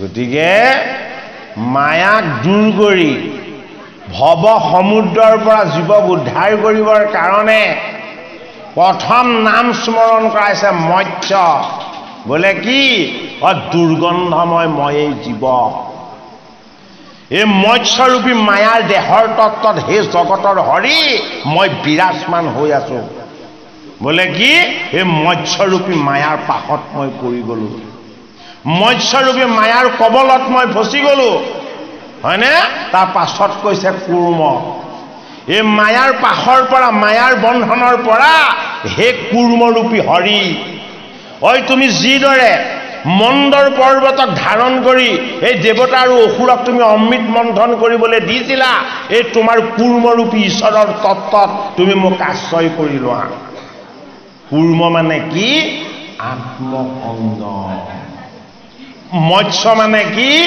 চঞ্চল মায়া জীৱবিলাক চঞ্চল মায়াৰ তত্ত্বলৈ আহি গ'ল মায়াৰ তত্ত্বৰ পৰা জীৱ উদ্ধাৰ হ'ব ভকতিৰ তত্ত্বৰে ভকতিৰ তত্ত্বত আত্মসংযম লাগিব আত্মজ্ঞান লাগিব অমৃতময় দৃষ্টি লাগিব সেইটো কাৰণে কুৰ্মৰ অংগকেইটা কি কৰে দেহৰ ফালে এনেকে ঢাকি ৰাখে আমাৰ ইন্দ্ৰিয়কেইটাই বাহিৰত দৈত্যৰ নিচিনাকে দৌৰি ফুৰে এই বাহিৰলৈ দৌৰি ফুৰা ইন্দ্ৰিয়কেইটাক ভগৱন্তৰ চৰণ সেৱাৰ কৰ্মত লগাই সেইকেইটাক হৃদয়ৰ ফালে হৃদয়ানন্দৰ ফালে আনিবলৈ যত্ন কৰিব লাগিব সেইটো কাৰণে কুৰ্মৰ দৃষ্টিটো কি আত্মদৃষ্টি স্থলত জল কণী পাৰে আৰু উমনি দিয়ে ক'ৰ পৰা জলৰ পৰা কিহেৰে অমৃত দৃষ্টিৰে গতিকে মোৰ লগত থকা অমৃতময় ঈশ্বৰ তত্ত্ব কুৰ্মৰূপী সংগম কুৰ্মৰূপী ঈশ্বৰ জ্ঞান কুৰ্মৰূপী ভগৱত তত্ত্ব হে জগতৰ হৰি তুমি দান কৰা বোলে কি তুমি নাম ৰূপ তুমি নিৰ্গুণ ৰূপ তুমি শক্তিমন্ত সিংহ ৰূপ সেইটো কাৰণে কি নৰসিংহ মৎস্য কুৰ্ম নৰসিংহ হয়নে এই তিনি নামৰ তিনি তত্ত্বৰে সৈতে তোমাৰ কোনো আকাৰ নাই তোমাৰ কোনো বিকাৰ নাই তোমাৰ কোনো প্ৰকাৰ নাই তুমি অখণ্ডিত আনন্দময় বোলে কি তুমি এফালে কপট তোফালে তুমি সিফালে বিৰাট ৰূপ সেইটো কাৰণে বামন মানে কপট বামন মানে বিৰাট বামন মানে কপট বামন মানে চতুৰ হয়নে এই জীৱবিলাকৰ লগত সেইবিলাক গুণ আছেনে নাই বাৰু এই বামন ৰূপী তোমাৰ কপট ৰূপৰ পৰা তুমি আমাক তোমাৰ তত্ত্বৰ প্ৰকাশ কৰি আমাক এনেকুৱা এটা অৱস্থালৈ লৈ যোৱা আমাৰ যাতে মনৰ সংশয় দূৰ হয় আমাৰ মনৰ ভ্ৰমবিলাক যাতে আঁতৰ হয় বোলে কি তুমি এই বিষ্ণুৰ অৱতাৰ পৰশুৰাম তুমি হাতত কুঠাৰ লৈ আমাৰ মনৰ যিবিলাক সংশয় আছিলে এই সংশয় গ্ৰন্থিবিলাকক তুমি ছেদন কৰি দিয়া বোলে কি তুমি এই জড় তুমি এই জীৱ তুমি এই চৈতন্য তুমি এই পৰমাত্মা তুমি এই পৰম তত্ত্ব সেইটো কাৰণে পৰশুৰাম ৰূপেৰে মনৰ সংশয়বিলাক যাতে তেওঁ ছেদন কৰি দিয়ে তাৰ পাছত আকৌ কি বুলি কৈছে হলিৰাম হলিৰাম মানে শংকৰখন হয়নে হলিৰাম মানে কি বলৰাম বল আৰু বীৰ্য কাৰ তোমাৰ নামৰ বল বীৰ্যৰে তুমি মোক উদ্ধাৰ কৰা তোমাৰ গুণদোষ লীলাৰ বল বীৰ্যৰে তুমি মোক উদ্ধাৰ কৰা সেইটো কাৰণে কি তুমি অনন্ত ঈশ্বৰ তুমি হলিৰাম মোৰ এই হৃদয়ত থকা অবিদ্যা আৰু অজ্ঞানবিলাকক তোমাৰ জ্ঞান বিদ্যা বুদ্ধিৰ যি নাঙল আছে এই নাঙলেৰে সৈতে তুমি সহায় পেলোৱা বোলে কি এই কঠিন হৃদয়খনক তুমি কোমল কৰি দিয়া আমাৰ হৃদয়খন কি হয় আমাৰ হৃদয়খন পাষাণ শিলৰ দৰে বজ্ৰৰ দৰে কাৰো প্ৰতি মৰম চেনেহ নাই কঠুৱা এই কঠুৱা হৃদয়খনক কোমল কৰিবলৈ অনন্ত প্ৰভুৰ কৃপা লাগিব হৰিনাম নাম লাগিব শংকৰখন নামৰ মহিমাৰে সৈতে আমাৰ এই হৃদয়খন কোমল কৰিব পৰা যাব এইটো কাৰণে পৰশুৰাম ৰূপেৰে মনৰ সংশয় ছেদন কৰি হৰিনাম ৰূপেৰে আমাৰ এই কঠিন হৃদয়খনক চহাই ভগৱন্তৰ মংগলময় নামৰ ভকতিৰ তত্ত্বৰে এই হৃদয়খনক উৰ্বৰ কৰিব লাগিব তাৰ পাছত কি বুলি কৈছে বৰাহে কি কৰে এই লেতেৰাবিলাক খাই শোধন কৰে এই জীৱক উদ্ধাৰ কৰে ৰসাতলত ডুব গৈ থকা বসুমতীক উদ্ধাৰ কৰি আনে কাকবধ কৰি ওই হিৰণ্যাক্ষ ৰূপী অজ্ঞান আৰু অবিদ্যাবিলাকক বিনাশ কৰি এইটো কাৰণে বৰাহ ৰূপেৰে সৈতে তোমাৰ ভক্তিৰ দন্তত আমাৰ লগত থকা এই হিৰণ্যাক্ষ ৰূপী আসুৰী বৃত্তিবিলাকক বিনাশ কৰি হে জগতৰ হৰি হে তুমি জীৱ উদ্ধাৰ কৰি আছা সেইটো কাৰণে জগতৰ হৰিৰ কি নাম স্মৰণ কৰা হৈছে বৰাহ নাম স্মৰণ কৰা হৈছে এই বৰাহ ৰূপেৰে জগতৰ হৰিয়ে জগতক উদ্ধাৰ কৰিছে জীৱক উদ্ধাৰ কৰিছে আমাৰ মনত মাজত থকা লেতেৰা স্বভাৱ আচৰণবিলাকক শুদ্ধ কৰিছে আৰু কি কৰিছে তুমি এই শ্ৰী ৰূপেৰে প্ৰকৃতি ৰাম ৰূপেৰে তুমি হৈছে আত্মা সেইটো কাৰণে বৰাহৰ পাছত কি নাম স্মৰণ কৰা হৈছে শ্ৰীৰাম মৎস্য কুৰ্ম নৰসিংহ বামন পৰশুৰাম হৰিনাম বৰাহ শ্ৰীৰাম বুদ্ধ কল্কি নামে দেখো আকৃতি ধৰিছা কি ন বুদ্ধ মানে কি বৌদ্ধগণ যিসকলৰ বৃত্তি বামানয় যিসকলৰ বৃত্তি বন্ধনকাৰী যিসকলে বন্ধনকাৰী বৃত্তিৰ যোগেদি বেদৰ তত্ত্বক খণ্ডিত কৰিব বিচাৰিছিলে এই বৌদ্ধগণক তুমি বিনাশ কৰিব লাগিব সেইটো কাৰণে কি তুমি এই বুদ্ধৰূপ বুদ্ধিৰূপ তুমি অৱতাৰ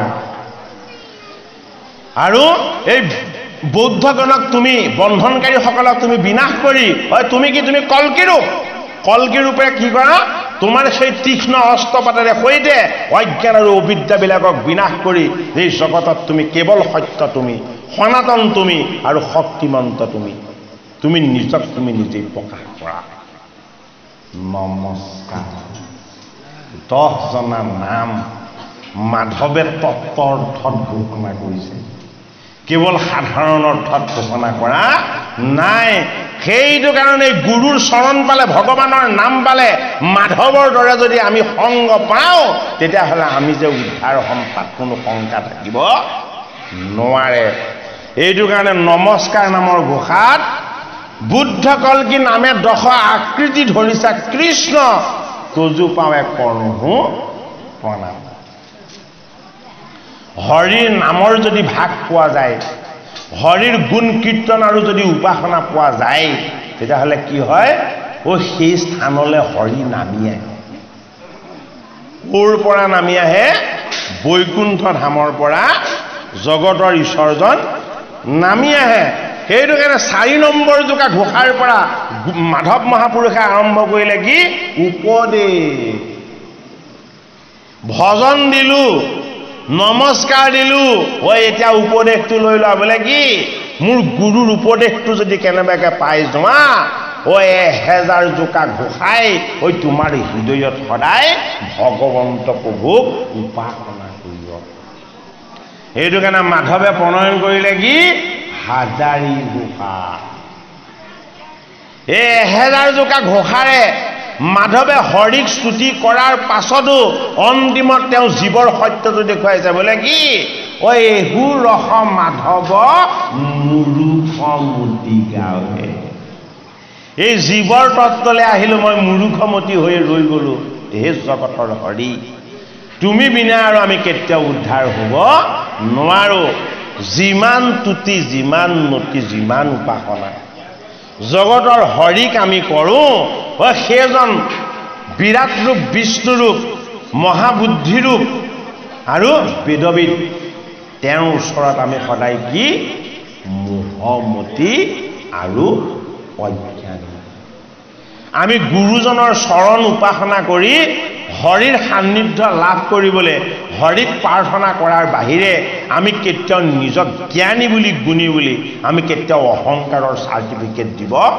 নেপায় আৰু সেইটো কৰাটো কেতিয়াও উচিত নহয় ভকতিত দাস্যভাৱটো সদায় থাকিব লাগিব, তেতিয়াহে ভগৱন্তক পোৱা যাব। হে কৃপালু ভকত বৈষ্ণৱ সমস্ত, ক্ৰমশ 1 ঘণ্টা 48 মিনিট সময় আপোনালোকৰ মাজত আমি দ্বিতীয়ভাগী পাঠ আৰু পৰ্যালোচনাত আগবঢ়ালোঁ। আৰু 2 মিনিট বা 3 মিনিট হৈ 50 মিনিট পূৰা হ'ব। ইয়াৰ পাছত আমি আকৌ 25 মিনিটমান সময় বিৰতি ল'ম। তাৰ পাছত আকৌ আমি পাছৰ ব্যাখ্যা আমি আগবঢ়াবলৈ যত্ন কৰিম। এই কথা কৈ থাকিলে মাতটো অলপ বহিও যায়, সেইটো কাৰণে ভকতৰ সেৱা আৰু ভগৱানৰ সেৱাৰ মাজত একো পাৰ্থক্য নাই। গতিকে আজি আপোনাৰ সব আমাৰ কাৰণে ভগৱান। যে ভগৱানক পায়ো যদি আমি বাটতে এৰোঁ, তেতিয়াহ'লে আমাতকৈ পাপৰ ভাগ আৰু কোনেও নেপাব। একান্ত ভকত হবে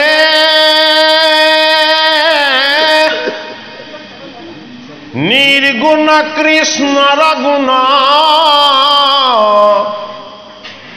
এ গাঁৱে সদা বসিয়া যথাত, এ বৈকুণ্ঠকো পৰিহৰি যোগী হৃদয়ৰি, অথাকা হৰি সাক্ষাতে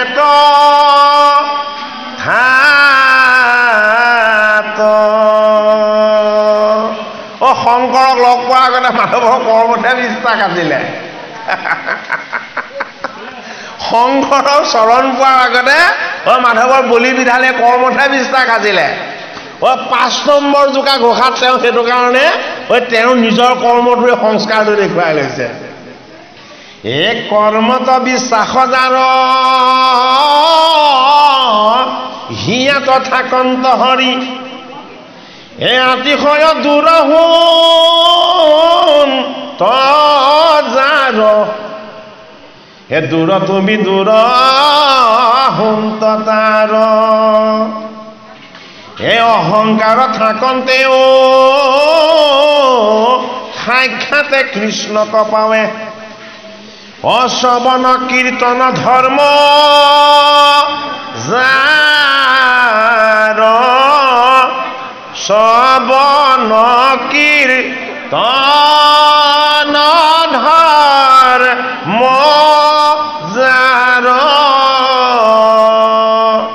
মাধৱ মহাপুৰুষে ঘোষা গুৰুজনাৰ উপদেশত ৰচনা কৰিছে।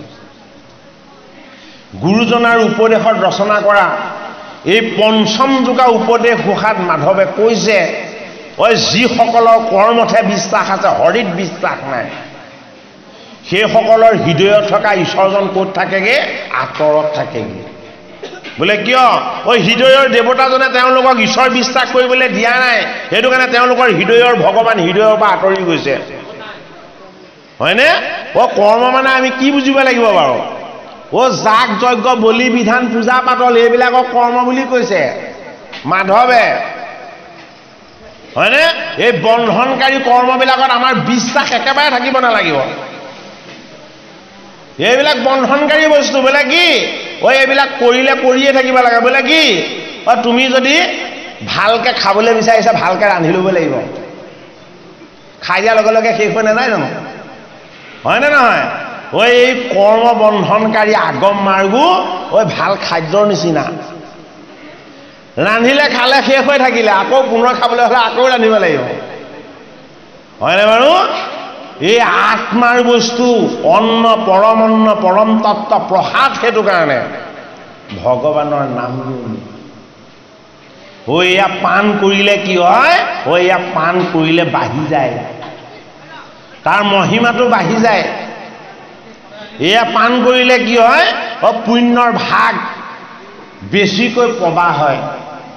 সেইটো কাৰণে কৰ্মত বিশ্বাস ৰাখিব নালাগে, ভক্তিত বিশ্বাস। কি ভক্তি?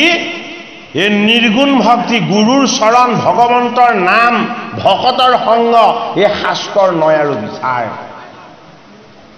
এই বস্তুক আমি কি কৰিব লাগিব?